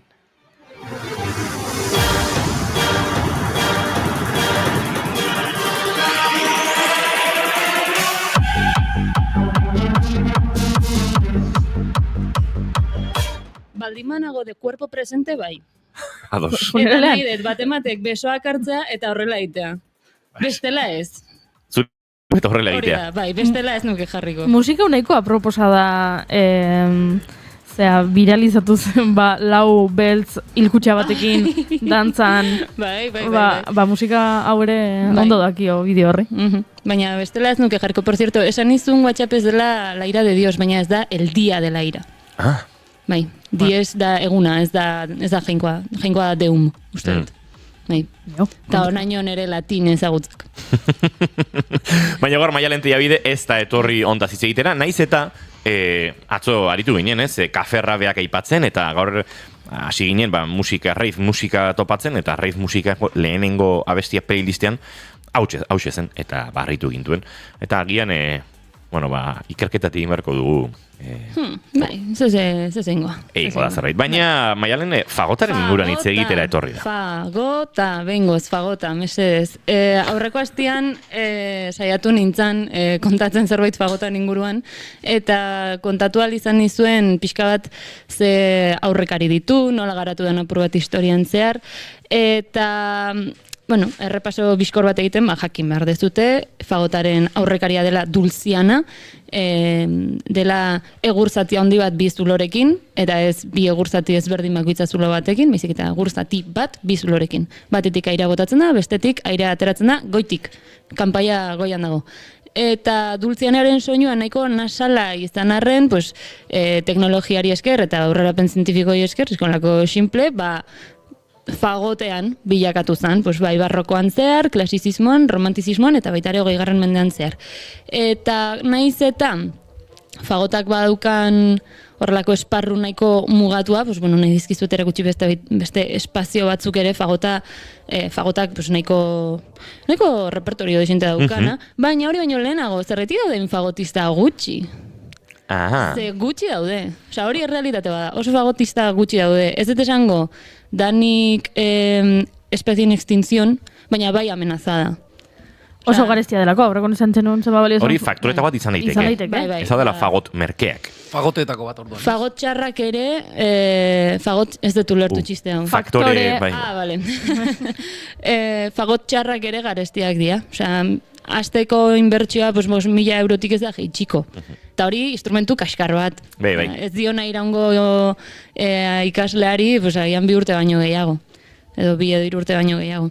Hori faktore bat esan dugu, prezioa. Oso garestia dela. Baita ere esan behar da, eskuz egiten dian instrumentuak dira, egur berezi bat erabiltzen da, eta horraitik dia garestiak. Ez dia garestiak zeba bai. Bizik eta artisautza lan handia dagoelako instrumentuaren atzean. Beste faktore bat esango dunik, uste dutana zentzu izan dezakena. Tamaina. uste dut instrumentuen tamaina eta generoarekin badagoela arrakala bat. Ez esan ez, emakume edo Gero eta instrumentua handiagoak izan, orduan eta emakume gutxiago instrumentu jotzen. Baliteke. Tubista emakume gutxi daude, violinista Bai. emakume asko daude, Bueno, kontrabajista emakume gutxiago, violontxelista gehiago. Bai, baina nik uste horrek ere, ez daukala fagotarekin zer ikusi zuzena, baizik eta instrumentuak orokorrean. Osea, ze naiz eta agian emakume gutxiago egon fagota jotzen, ze orain jartzen ez pentsatzen da emakume gehiago ezagutzen ditut fagota jotzen gizonak baino. Nik uste instrumentuak eta generoa nik uste dela zerbait orokorragoa. Ze fagotista asko oboetik etorri dira. Eta oboean bai daude emakume desente. Orduan nik uste, osea, izan daiteke, Bai, baina jatorria on daitekela ere beste lotu batzutan. Dela zerbait generalagoa, pixka panoramikoagoa. Baina bai da, adibidez, inguru musikal oso espezifikoa daukala. Naiz eta fagota ari den mundu klasikotik ateratzen, gogoratu ezagun, klasikoa deitzen diogu orokorrean, orkestra giroari, naiz eta hori ez den exactamente klasikoa, baina bueno, da. Pues hori, nahiko espazio mugatu dauka, literatura aldetik baitare, pues ez da hortik ateratzen, obra gutxi idazten dira fagotean pentsatzen, geroz eta gehiago zorionez, batez ere 20. mendetik aurrera, pues, abanguardia guztiekin, eta batez ere, ezoikoak dian instrumentuak lehenengo planoan jartzeko joera horrekin, pues, fagotak protagonismoa irabazten du, baina egia da, fagotista gutxi daude eta gainera esparru murriztu daute. Horratik baita ere esan behar da dauden gutxi horiek oso kotizatuak diala. Arpistak bezala oso kotizatuak dira eta kobratu ezakete nahi beste. Ez ez dago inor gehiago, oza, fagot bat behar baldin badezu, horri deitu. Arpistak ere emakume gehiago daude gizonezkoak baino, edo hau da nire iruditeri kolektiban dagoena nik ikusi ditudan pelikuletan beti emakumeak direlako. Bai, emakume daude. Baina nik uste badaukatelako orokorrean, oza, arpistek badaukate horrelako halo de hada. Bai. Elfa. Del bosque, bai. Ez dakit, badaukate horrelako magia bat behaien inguruan, horrelako mistizismo bat, ez dakit instrumentuak ematen dien, edo behaiek horrelakoak dialako arpa aukeratzen dutela. Ez dakit zer dan, ze aldetatik datorren erakarpena, baina, bueno, hori, esan dakoa, oso esparru txikia dauka fagotak, naiz eta zabaltzen doan poliki-poliki. Beste gauza bat, hezkuntza espezializatua oso murritza dela. Adibidez, kontserbatorio batean, daude pianorako 15 plaza, baina fagoterako daude 2 edo 3. Hori ere hola izaten da, eta gero baita ere kontanukitan nola aukeratzen dian instrumentuak kontserbatoriotan, edo musika eskoletan izaten dela normalean nota hoberenak dituenak maila txikietan, aukeratzen du nahi duen instrumentua, orduan geratzen dira bombardinoa, fagota, perkusioa gian baliteke, geratzen dira horrazken postuetan motivaziorik gabe hartzen duten ikasleentzat. Eta horrek baita ere ikasleak murriztea asko egiten du. Ez dira plazak sortzen apropos fagoteko ikasleak egoteko. Orduan batira, hori, eskaintza txikia da, baita ere, espazioa txikia da, eskaintza txikia da, instrumentua garestia da, eta gero baita ere, instrumentuaren tradizioa eta imaginarioa oso berezitsua da, ze badaukate horrelako inglesez esaten dena buffoonery, hola, musika musika tontoa egiteko joera, oza, pom, pom, pom, horrelako musika egiteko. Entzun baldin mazak hor, dukazen aprendiz de brujo. Fantasia... Emaiozu. Fantasia entzun ikusi dezute Disneyrena. Bai. Etzait bat, gustatzen peli hori, ez da egitze ba, ez zait inoiz, baina txikitatik, ez zait inoiz gustatu. Ez zait iruditzen umetan ikusteko pelikula bat. Ja, pixka perturbadora izan daiteke. Beldurra ematen du, niri gustatu izan zait, gerora ikusi dudanean. Txikitako oroitzapena ez da ona. Ja, baina jarrizako berriro hasieratik eta hor entzungo ez dute fagotaren soloa eta dauka horrelako tontokeri jarrera bat edo pixka bat instrumentua pixka seriotasunak entzun diona.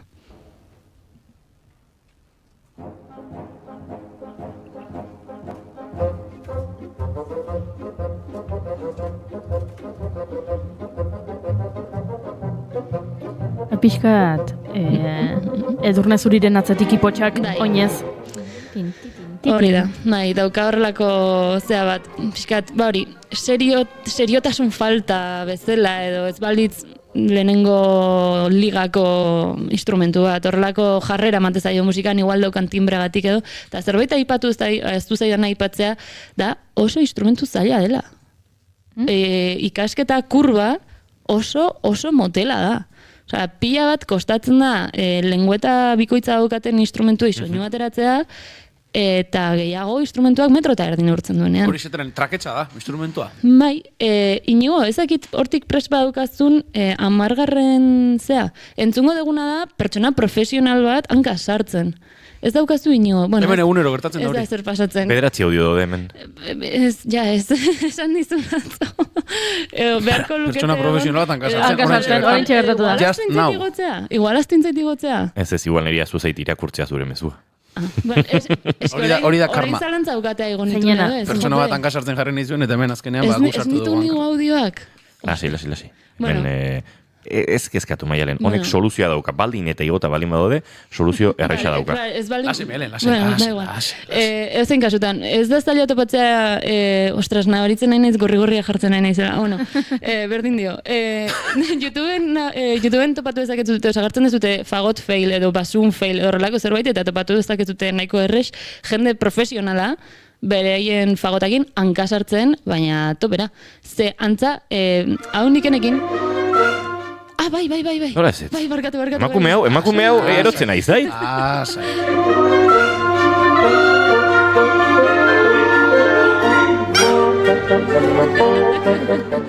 Hortxe, gertatu zaiona da, kaina atera intzaiola eta putz egiten jarraitu duela. Osea, eta hau da, ensaio profesional bat, orkestra batean, eta tituloa da, en plan, oberen egertatzen zaie, eta ia da, eski instrumentu zaila da, joder. Osea, orduan, normala litzateke ikasle txikienak nahiko desmotibatuta egotea lehenengo urteetan, ze ez dute lortzen instrumentuaren soinu ona kontrolatzea edo soinu bat sortzea, orduan hori ere faktore badaztu intzaitena nahiko garrantzitsua hori, teknikoki zaila dela. Baina, guazen, entzutera fagotista batzuk, mundu klasikotik kanpo, eta adibidez rock progresiboan badago, fagota, eta adibidez Grifon deitzen den talde oso arraro bat, non esan berda. Eta Lindsay Cooper nahi nizuen aipatu, Henry Cow taldea ezagutzen dezute? Nik ez nuen ezagutzen. Nik ez.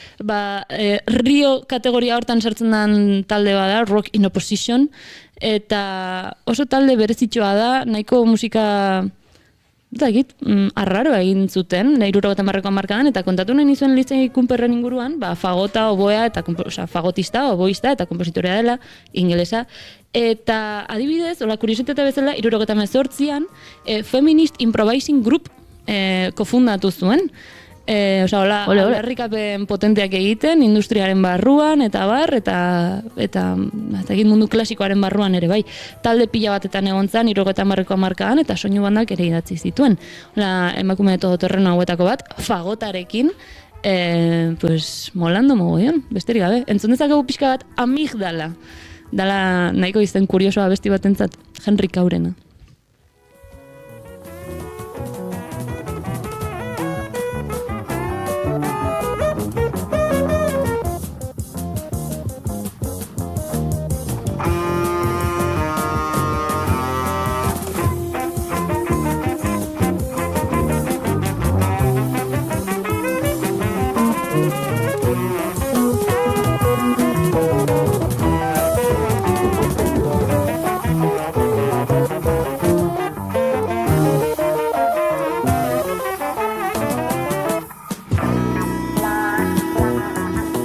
Raroa ustez gutxi dela esatea. Bai, motz geratzen da hitza. Bai, arraroa gutxi da. Eta uste eta bestiaren bukaera aldean dela.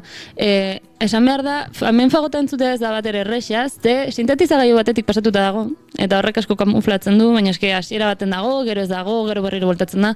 Osea, benetan, deitze zaion hau teknikas extendidas, teknika garatuak, instrumentua jotzea ez da nahikoa, bizik eta katxibatxeak lotu bertzaizkiola, pues nik gaur egunean ikusten dira gitarristak horrek kasukizton pedalerakin, dauzkatela hor 10.000 pedal, berdina baina fagot batekin, eta 70 hamarkadan. Ez dakit nahiko iraultzaia iruditzen zait kontzeptualki, eta gainera pues hori emakume bat, eta ingelesa, eta ez dakit, hori orkestratik atera nahian, eta beste zerbait egin nahian. Jazzean, ere topatu dezakegu fagota, pues adibidez Chick Corea trio bat idatzita dauka, baina formatu klasikoan, da esan berda, Yusef Latif, free jazzaren barruan fagota asko erabili du, hau Michael Rabinowitz, usteet Nueva Yorkekoa dela, ez baldin banabil oker, Illinois Jacket, hau afroamerikarra, eta dauzka diskoak, dauzka bluesak, fagotarekin eta saxofoiarekin, biak. Eta oso kuriosoa da ze, naiz eta antzeko timbreak izan, ondo desberdindu daitezke, eta jazzaren hizkuntza fagotean, edo bluesaren hizkuntza fagotean entzutea benetan raroa. Gomendatzen dizuet, ola kuriositate bezala, zapore berri bat entzuteko. Esan, galdera bat, zuk saxofoia jotzen duzu, Inigo, zuk ere gaia ekarri duzu, erraza da, saxofoiaren bokilarekin ohituta dagoen batek kaina bikoitz horretara ohitzea, edo oso ezberdina da? Esango nuke ez. Bueno, ez da berdina, baina supongo, iztezko instrumentuek normalean abilezia daukate alde batetik bestera pasatzeko adaptazio, nik denbora askoz gehiago beharko nuke. Bai, egia arnasaren kontrol minimo bat baduela noski saxofonista batek, baldin eta ze maila duen horren arabera, gehiago ez, baina bai bibratzeko modua, ahoa jartzeko modua eta esango nuke teknikoki desente desberdina dela, baina egia da putz egiteaz ari garela eta hor antzekotasunen bat egongo dela. Teknika hori, airearen zutabea mantentzea, muskuluak, zurrunak mantentzea da hori dana, nik uste hori dultzaina jotzen duten saxofonistak ezagutzen ditu, eta egin dute bideo hori. Bai, adaptazio gutxiago behar dute. Beste instrumentu batetik datorren batek, bai behar du askoz gehiago, baina iztezko instrumentua gainera ja kainarena, esaten malmen zuaian trompeta bat edo tromboi bat, hor ja ez dakit, ze hor ja metalezko, beste embokadura dago eta hori dana, baina agian saxofoiak agian ez dauka hainbesteko arazorik, nik uste, nire iritziz, galdetu beharko litzateke, baina, bueno. Daniel Smith, ere badago, Paul Hansen badago, eta Alexandre Silverio gero bukaeran entzungo duguna, nazten dizula fagota, jazzarekin eta sambarekin, musika brasildarrarekin, oso guapo, gero entzungo dugu bukaeran. Eta flamenkoarekin, hau oso berezia da.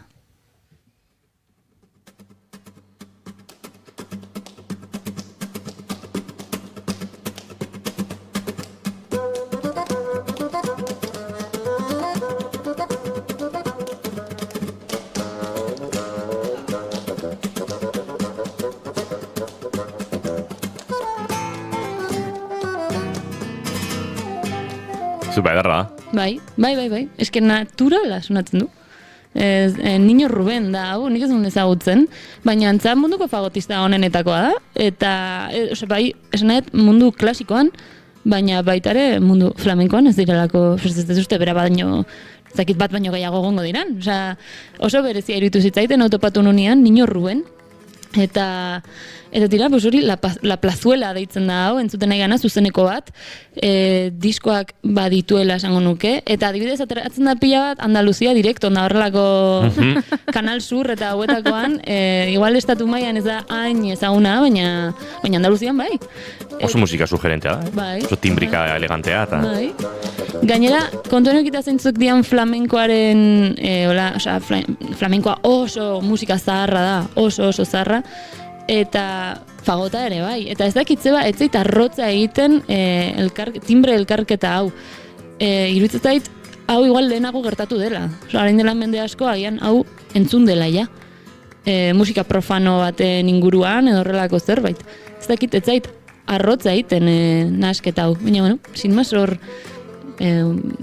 investigatu ez da zuen, edo entzun ez da zuen. Lindsay Cooper, Henry Cow taldea, Niño Ruben, eta orain bukatzeko entzun dezakegu Gordus Power, izen burua oso guapo dauna, Alexandre Silveriorena, niri asko gustatu zitzaiten hau.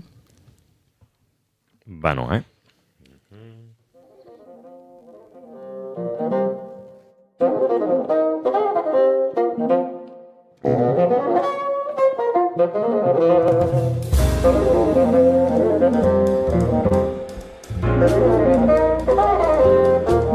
Instrumentu edor batera, ez da?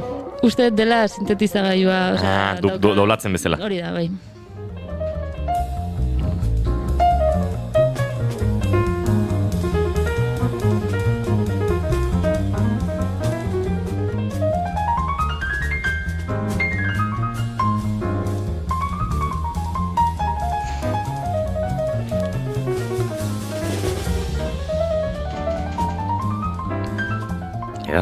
entzuten dugun orain besterik gabe jazz trio bada, baina bueno, hasieran entzun dezutena fagota zan, eta ez saxofoi bat, eta aurreragoa bestian zehar fagotaren soloa entzungo dezute, ez dela bat ere ohikoa, eta saxofoi bat, hori jazz kontekstuan, nahiko guapo. Eta baita esan behar da, ensemble pila bat daude fagotarenak, musika modernoa egiten. Garaikide egiten ere nahiko ohikoa, ez? Bai. Horrelako adaptazioak eta musika poparena, edo pop musikarena, edo beste dozen generonena.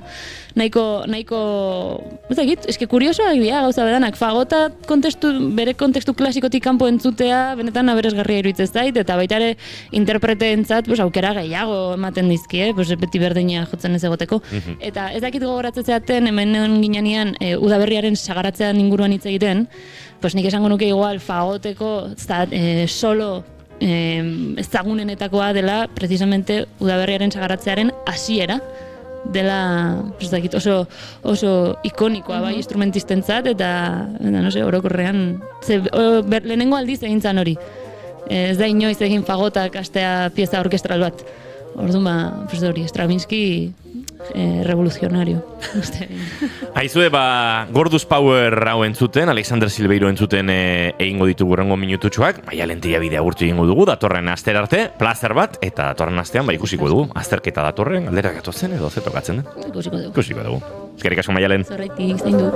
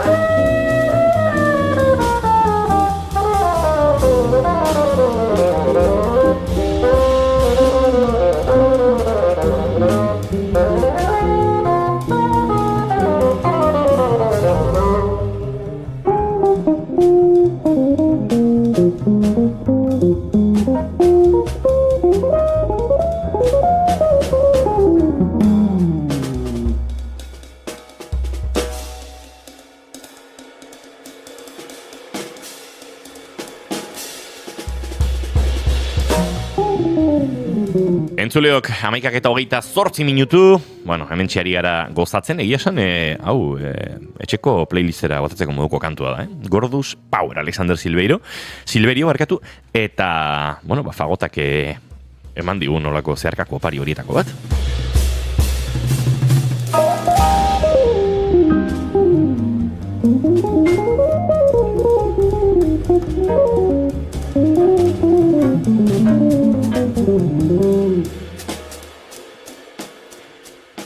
Baina bagoaz aurrera entzuleok eta aurrera egiteko segituan orkestuko dizkizuegu gaurko gure hurrengo gonbidatuak.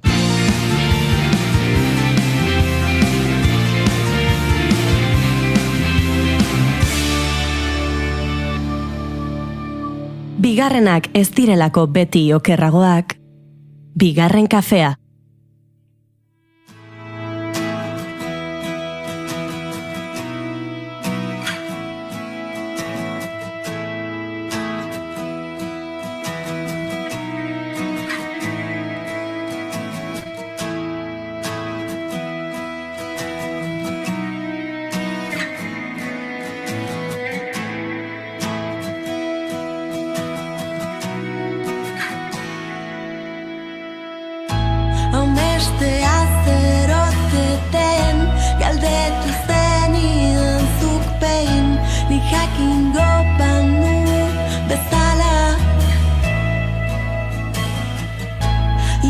Kaskatu baino lehen, sarria erean galtzen den, urbuioietako bata.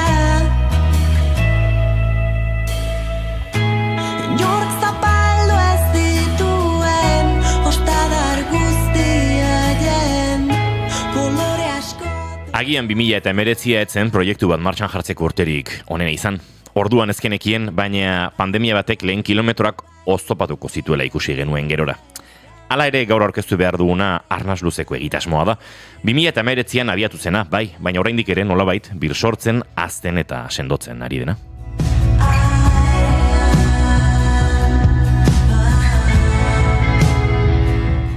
Orioko herrigunetik kilometro gutxitara, baserri bat zahar berritu eta parke espazio bat osatzen hasi ziren gure gaurko bi gonbidatuak, beste bi seniderekin batera. Familien egindako proiektua da Pahorra baserria, 28 hektareatan, ahabil ursaiak, basoa, aberekin elkar bizitzeko aukera, eta nekazaletxe bat topa ditzakegu.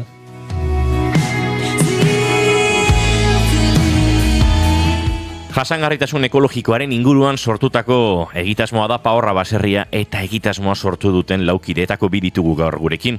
Irati eta Aitor Goikoetxea Anaiarrebak. Etxe hontako lagunak dira eta gainera Goiuri opari bate ekarri digute. Baina oraindik ez da oparirako momentua. Irati Goikoetxea eta Aitor Goikoetxea hurbildu mikrotara, egunon eta ongi etorri bigarren kafera. Egunon. Egunon. Ze poza zuek hemen izatea. Bai, gu pixka urduri, baina bai. Pozik ere. Ilusia egiten dugu ez, honea etortzea. Nik aitortu behar dute Irati inoiz elkarrizketatu dudala, baina Aitor oraindik ez eta hori izango da lehen eguna. Bueno, abestu muzi joan, Egia esan, gonbidapen hau... Luze joan den gonbidapena izan da. Bai, pixka bat ez. Denbora luzez ibili gara, Pahorra baserria bigarren kafean ezagutu nahian, eta... Bueno, zer den, konfiantzak ere sortzen ditu horrelakoak, konfiantza dagoen tokian gauzak luzatu egiten direla, baina lortu dugu Irati eta Aitor, esandakoa ongi etorri, Goiuri galdera inbarko digu. Hoixe esan behar nizu. Galdera bikoitza. Bale, orduan, zuek erabaki beharko duzu zeinek erantzuten duen ze galdera. Zenik bi galdera egingo ditut. Lehenengoa da, nola irudikatzen duzuen edo nola gustatuko litzaizuken izatea zuen funerala, zuen hileta? Eta bigarren galdera da, orain etorriko balitz, zinema zuzendari bat, eta esango balizue. Zure bizitzari buruzko pelikula bat egingo dugu, baina pelikulan ez dugu kontatuko jaiotzatik orain artekoa. Pelikulak kontatuko duzuik zuen bizitzetako etapa zehatz bat. Galdera da, ea ze etapa aukeratuko zenuketen. Orain, zuen aurtean, erabaki zeinek erantzuten duen zein. Arre bazarrak hasiko da. Bale, nire hileta nola imaginatzen dudan, nire gustatuko litzedake festa bat. Bai, festa bat ospatzea. Zeren azken finean egia da, beti ez tristuratikan eta hola bizi izan diala funeralak ez da, baina eske denek dakigu jaio eta limar gehala. Batzutan tamalez, espero duguna baina lehenago iritsiko da edo iristen dia holako gauzak, baina azken finean bizitza behin bizitzen dugu, alik eta beren bizi behar dugu, eta iristen denean iritsiko da. Orduan, nire gustatuko litzedake ingurukoek, oroitzapen honekin gelditzea, eta hori ospatzea. Niko gogoan dut, behin, legorreta junginala, txiki ginala, aitan nengusu bat hiltzalako. Eta batzen naiz, pixkat, hola, harrituta geltu nintzala zeren, soziedade batean bukatu genuen, merinda batean, ez? Ta niretzako hori, arrara intzitean, porque beti hori tanatoriora jutezea, gero mundu guztia tristeta. Egia da, gizon hau adina zuela hiltzela, baina, hori izan zen pixka bat pentsatu nuenean. Eta zergaitik gaude beti hain triste, ospatu, ez? Dolua, hola, porque gogorra da, azken finean norbait galtzeaz, baina dolua, ez? Era triste batean bizitzea, boazen pixkat buelta ematea eta ospatzea, pertsona horrek bizitzan zer, eman dizkigun gauza positibo guztik. Orduan, hori gustatuko litzedake. Erantzun zoragarri. Bai. Eta orduan, pelikularena? Zehatz ez dakit, baina igual, atzo gaueko afariko pelikula tengo nuke. Igual eginda dago. Zeba, parranda egin zenuten? Bai, norbaiten urtetetzak izan ziren, eta gombidatu zigun bere etxera, eta, ardo botila desientatera zitun, janari oso goxoa, eta, elkarrizketa politak atera ziren. Bai, batzuk azalekoagoak, besteak sakonagoak, denetarik eman zuen. Entzuleari dena kontatzen diogun honetan, entzuleak badakinik askotan hitz egiten dudala hemen pirauaren inguruan, gero Julen ibiltzen da larritutan nora joan zarete, da zorrutan eta gau ez ibilizareten, eta, normalean irtera hoien arduraduna parean duzun Aitor Goikoetxea da, beraz, zerbait, konpondu behar baduzu berarekin, ja, las 7 es una transmititzen. Bai. Baina, nik piragüismo ezagutu honen desente lehenago Iratiren erruz. Beraz, bueno, hemen parean ditugunak dira bi anai arreba, piraguista familia handi batekoak, eta piraguismotik kanpo beste proiektu bat sortu zutena, eta hori da Paorra baserria, eta gaur ona ekarri dituena. 2019an sortu zenuten, Irati, zurekin hasiko gara, bueno, gero zuek irakin nork erantzuten duen, baina nondik nora bururatzen zaizue, tira, baserri bat zahar berritu, eta proiektu martxan jarriko du. A ber, hemen 2019an eraitak, bere jubilazio, asmoi lotuta, hasiera batean, baratza bat erosteko asmoa zuen, eta bere atolosarra da, eta bera txikia zenean, bai behizaman eta bidanin zitun osaba izebei, baratzean laguntzen ziren ez.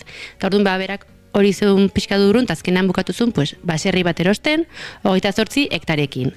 Eta noski, horrek kriston eskaintza zabala emate izu, eta orduan esan zigun, aizuek, nik lagunduko nizueke, eta zuek proiektu bat sortuko zonukete, eta bueno, hasieran baietz esan genuen, eta hortikan abiatu zen proiektu hau.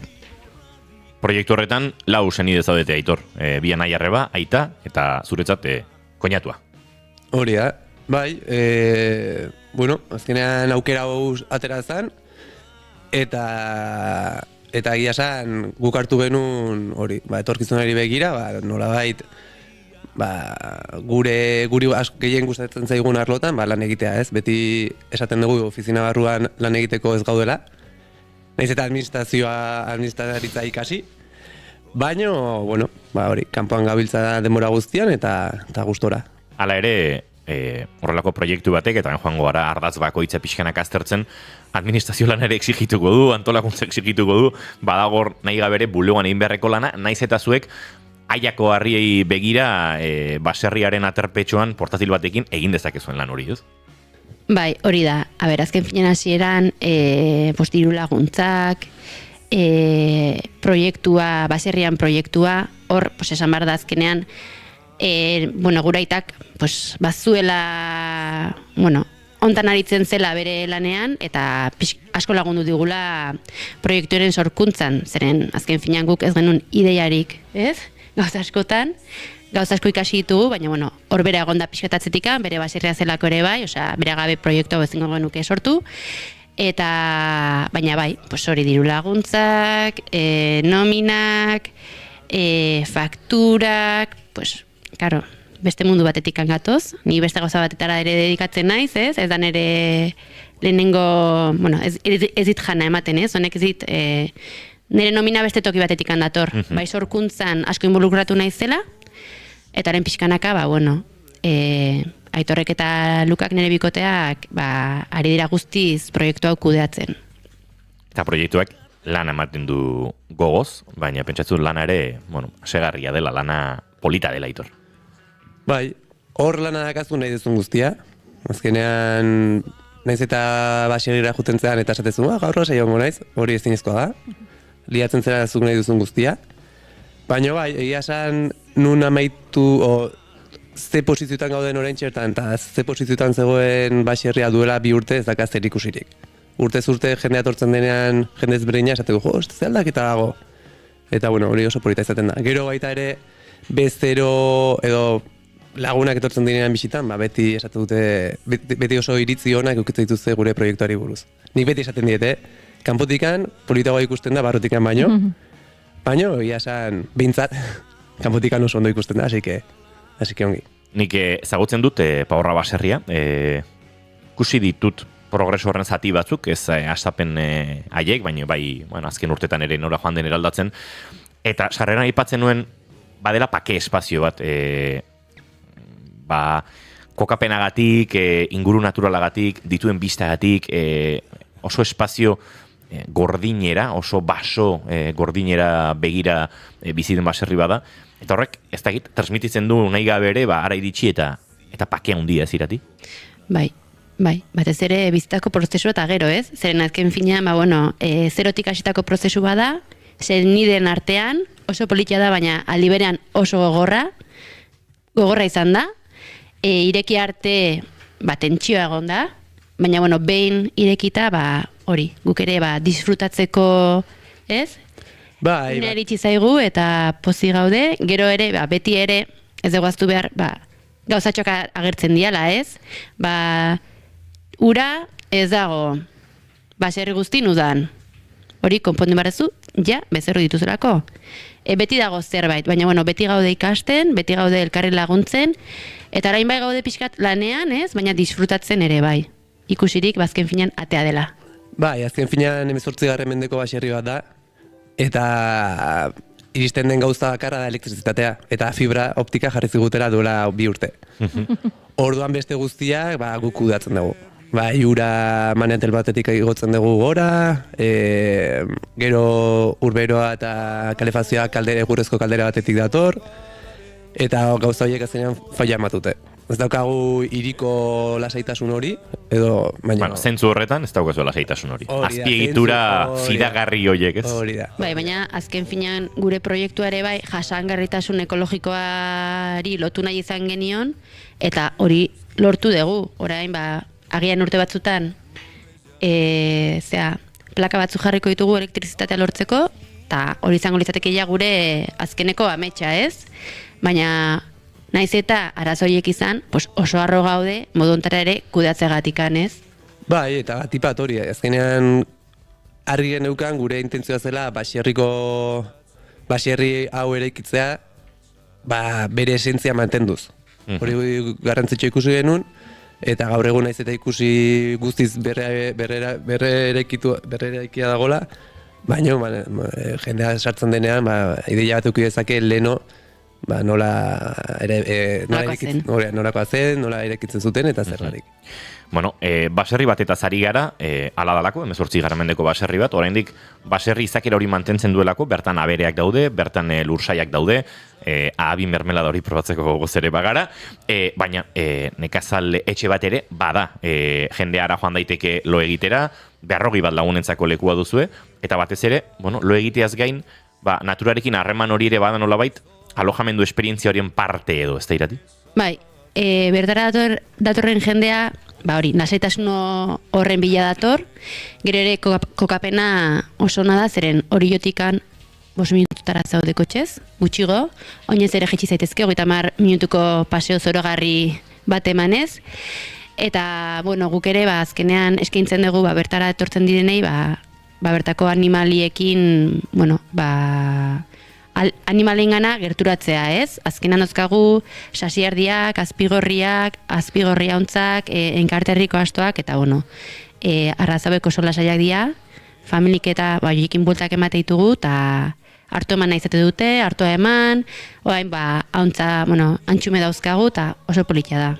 Gero ere bestalde, abien proiektutik tiraka pixkat, aurreko urtean lehengo uzta jaso genuen, eta egin genituen uzta bilketak plantatu genituen. Orduan jendea etortzen zen, abik jasotzen zituen, berak nahi zituenak prezio baten eramaten zituen, eta egia esan jendeari ekintza hauek asko gustatzen zaizkiola. Abi bilketa hori ere laizter etorriko da, bigarren uzta hori ere zaitu da berri amaieran edo noiz datorren? Zuek ere akaso ez dakizue? Bai, a ber, klima zuzendunean. Hori da, berez, teorikoki liburuak dion arabera lehenengo varietatea hasiko litzateke jasotzen ekaina erdialde inguruan. Gauza aurreko urteko eguraldiarekin hasi genuen jasotzen uztaia hasieran. Eta lehengo varietatea eman behartzuenak, eman zuen bigarrena, azkenekoak eman behartzuna, lehengoa, eta izan zen nahiko kaos. Baina, egia esan fruitu goxioak atera ziren, eta bera urten, gehiago ematen dituzten, eta... Abizalea denarentzat, ez da edonolako abia.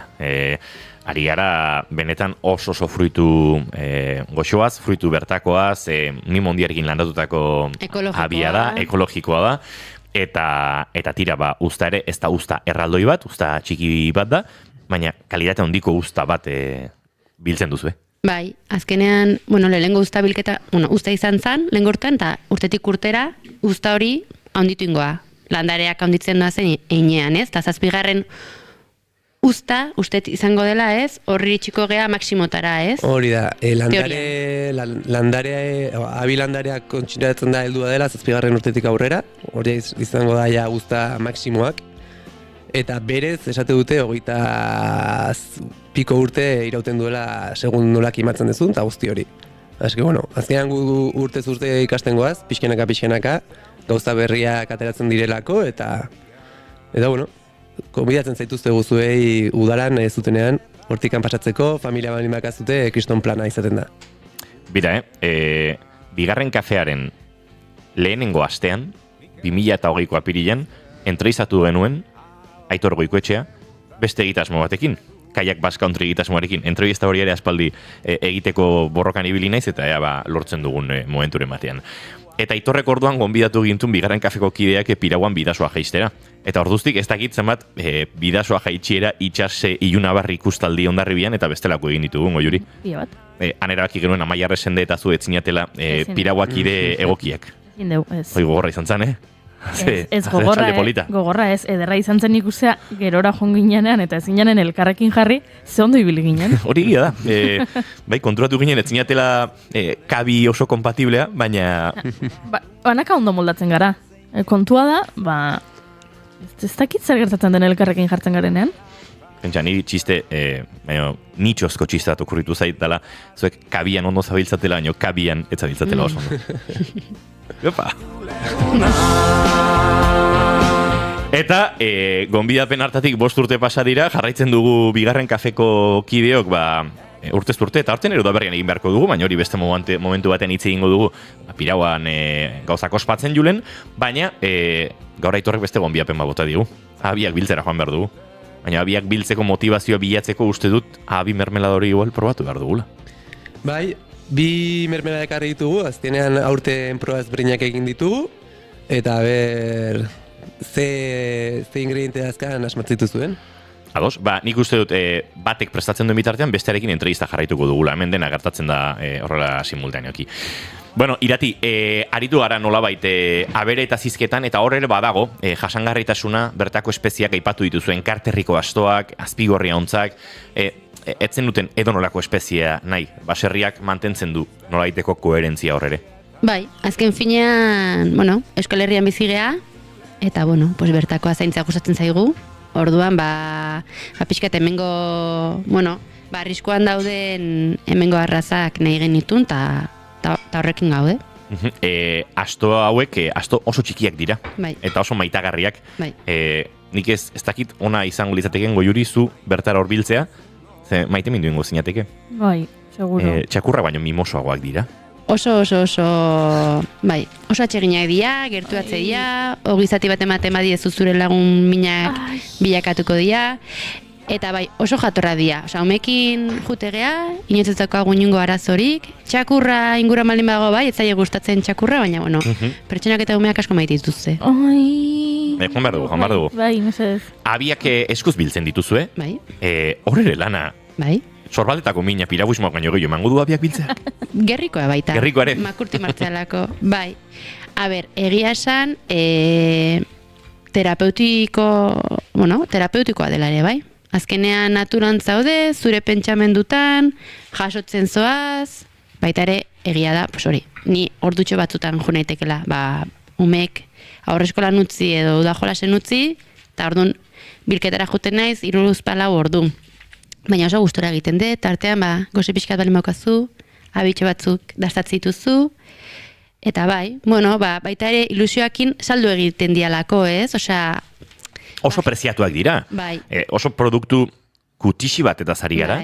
Bai. Eta batez ere produktu ekologiko eskuz bildutako, hau ez da milaka kilometrotatik gure merkatuetara heltzen den ahabiarekin aldera daitekeen ahabi bat. Beste produktu bat eta zari gara. Bai. Eta hori asko mimatzen duzu, asko zaintzen duzu. Bai, gainera hori azkenean lehenengo guztazan, ez genekin oso ondo nola saldu, egea saltzaiak zentzu hortan ez, eta pixka bat Aitorrek eta Lukak dendekin kontaktua intzuten, eta gero ere familiakin, lagunekin eta zeuden egunak non gaur jaso barritugu 50 kilo. 50 kilo saldu ditugu eta bildu inbar ditugu. Eta usta handia zegonean... 50 kilo ahabi. Eskuz. Hori kilo asko dira. Ahabi asko dira. Hombre, hor landarea beteta da honean, oso atetzuzu ez baina, ustan bukaeran, abi gutxigo zeudenean, agian 5 kilo biltzeko, denbora doble behartzen nun. Orduan, ikasten goaz eta gustora egia esan. Paorra baserriak gauza askorako ematen du, esan du abereekin gozatzeko, umeekin egitasmotxoak antolatzen dituzue, meditazio saioak ere egoten dira bertan, basoaren kudeak eta jasangarria egiten duzue, lasaitzeko, arnasartzeko espazio bada, baina iaia bezeroak ere burura dakarren gauza asko egiteko irati, ze bertan egin daiteke bai, erretiro bat, egin daiteke sorkuntza proiektu bat, edo egin daiteke gauza mordoa. Bai, eta hori egiten saiatzen gera, erretiro ezberdinak egin dira, tarteka yoga saioak ere, bueno, Aitorren bikoteak leirek emateitu, eta bueno, batzutan eguraldi txarra ondenean baserrin barrun indegu, beste batzutan bertako estalkian, noiz baita ere zelaian egin dugu, eta bai, gu irekita gaude hori proiektu ezberdinak aurrera eramateko, eta hoxe. Bezeroak leku askotatik iristen dira, baina denak ere esango nuke Aitor, badutela, ez dakit, kirolarekin, naturarekin, alako lotura bat, ez dela edonolako etxe bat, ez?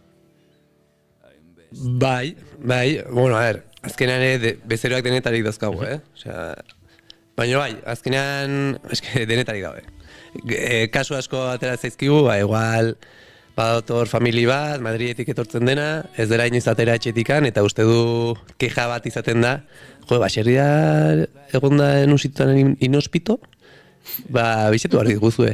Eta ez, horiotik 2 kilometro terdi da, Donostiatik 5 minutura kotxez, inospito ez dakit nik, baina... Baina hori gutxi nekoa da, azken finean zu, edo orokorrean nun baitean ogoazenean informatzegea gure hotela do apartamendua nun dagon, nola iritsi gaitek ezken kotxez, eta badira batzuk gauzarik prestatzen ez dituztenak, baina bueno, hori gutxienekoa da.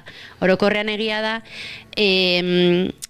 jendea etortzen denean astebeterako edo, Paorra baserria behentzako dela kanpo base, bai? Gero inguruko Donosti, Zarautz, Orio, bertako kostaldea ezagutzeko, azken finean parkina daukagu, toki lasaia, hortako etortzen dira. Bai, azkenean ere gertatzen ari dena ez Gipuzkoa osoan, eta guk nabari degula, gero eta turismo gehiago dagoela, eguraldia edo klima onanengatik, eta jendea etortzen dena ere bilatzen duna da, iratik esan duna, lasaitasun hori gauetan, egoteko familiarekin lasai, eta Donostitik urruti.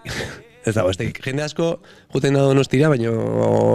Egun pasa. Urbiltasun eta urruntasun hori, ez? Biak batera. Hori da. Aukera asko, azkenan erdian gaude, bai Orio, Zumaia, Hondarribi erdian, eta jendari berdintzaio kotxe hartu, eta ordu erdi jugun ez zientoko itara. Eusko tren ere behian daukagu, ordu norrere aparkatze dute, guk Donostira jote dianean, trenez juteko aholkatzen diegu, bertan udaran aparkatzea zaila delako, eta bueno, bai. Baina hori, tipat familiak etortzen dira, eta umeak oso ondo pasatzen dute zapaburukin, eta katuekin. Inguru, baserri inguru bada, eta norbait hiriburu girotik baldin badator, impactua oso ondia da. Hain hiriburutik etorri gabe ere impactu ondia izaten da, deno gara gaur egun kalekume, baina hiriburuetatik eta hiria hundietatik eta datorren jendeak txundituta behar du beratu. Aizue, hemen ari gara dastatzen, Aitor, alde ontatik hasi gara. Vale, ez dakit exactamente ez zein den, baino bi aukera, erresa da nabaritzen. Batek sagarra daka, eta besteak asmatu zein den azkeneko toke euskaldun hori. Ni badakit. Aurrekoak zuen sagarra nire ustez, bargatu entzuleok, ahabi mermela da, ahabiak eta ogiari gara jaten, zuzenean. Barkatu ez. Izorrai, ederra dago eta. Bueno, azkenean, uztan, uztako momentuan freskoak dira eta polita doden arandanoak, bezero izaltzen dizkiegu, eta hain politxak ez dienak, gorde kongelatu inditugu, eta horrekin mermelada egiteko, asmoa eta froga batzuk egin ditugu, eta orduan pixka bat gaude, ingurukoi, lagunei, pixka bat urrengo uztan gehiago baldin baditugu, ja pixka zehazteko zer nahi dugun sortu. Niretzat bigarren hau goxoagoa dago, are goxoagoa. Eta igual, orain erratutan abil, kontua da nik informazio pixka bat badu dala. Bai. Osagai bat dago. Bai? A ber, bitu, gure baserrin paren ekoizten da. Orion. Lursail handi batean, bai? Hori inguruan... Oso ezaguna den jatetxe Hori inguruan beste hasten da ekoizten. Hori da. Eta handik kostaruntz, bizkairuntz, ekoizten jarraitzen da. Bai. Aha. Ja, hemen, gustora nago, informazioa menperatuz. Esango dugu, ez da? Matxa, oso ondo zoaz.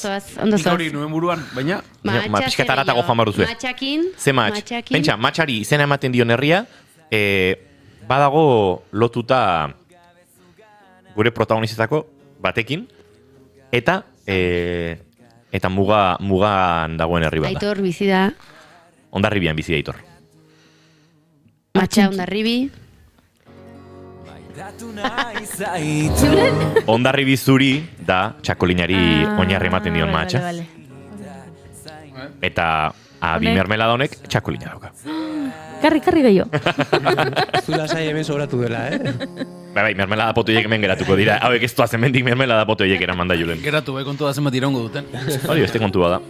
Aizue, azken minutuetan murgilduko gara, eta tira uste dute, proiektuaren, Paorra baserriaren zertzela da ugari mandizkigula entzuleari, baina udaberria oraintxe dator, pentsatzen dut oso garai polita dela, baserrian, baserrira horbiltzeko, bertara joateko. Udaran ere izango dituzue, ez dakit bestelako planak bilatzen dituzen pertsonak, neguan, bestelakoak izango dira, urtaro bakoitzak edo zer ematen dio entzuleari, nolabait Paorra baserrian asteburu bat, egun batzuk edo pasaditzan.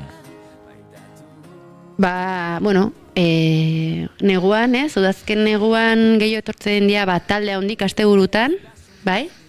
Inguruko txapelketa, edo ospakizunak, beraien arteko ospakizunak, ospatzea, familik ere, Espainin, sakabanota bizidian familik, elkargune bat bezala hartze dute asteburu pasa. Eta nola ez, orain sagardotegi temporadarekin, lagun talde asko etortzen dira, hor juntatzen dira, eta juten dira egun pasa sagardotegi batera, eta aprobetxatzen dute bidai hori.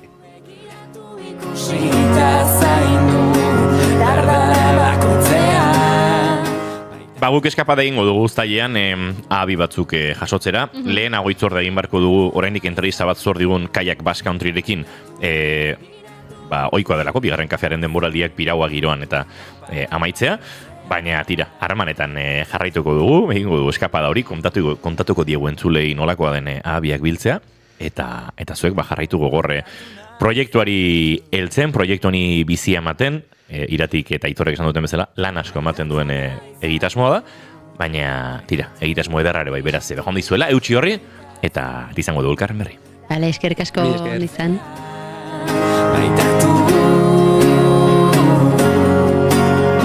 Eta entzuleo guk agurtzeko ordua dugu, maitatu nahi zaitut Popatik Band eta Ize Armendari zen kolaborazio ontatik, edoni heldute egingo dugu azken minutua. Julen Goiketxe Arbegozo, datorren aste arte, ez? Astelenan Euskal Herriko itzulia kontatzen ariko gara. Egia. Beraz, entrenatu zara? Biziletan gutxi, baina hasi barra daukat. Bai, esan didate udazkenean enbar dugula beste proiektu bat hau kontatuko dizuegu eta biziletari astindu eman barko diogula. Goi hori zeizarandia bihar arte. Eta zuek entzuleok plazer baduzue bihar goizeko 10:05 gu hemen izango gara bigarren kafea zuekin hartzeko orain informazioaren txanda, naiz irratian. Ondo izan, bihar arte. Maitatu nahi zaitut, maitatu.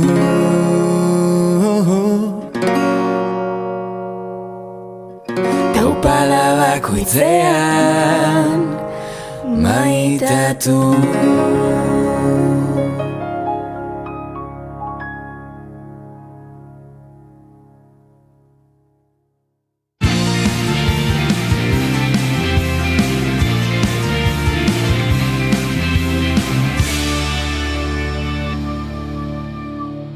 Keep calm and bigarren kafea.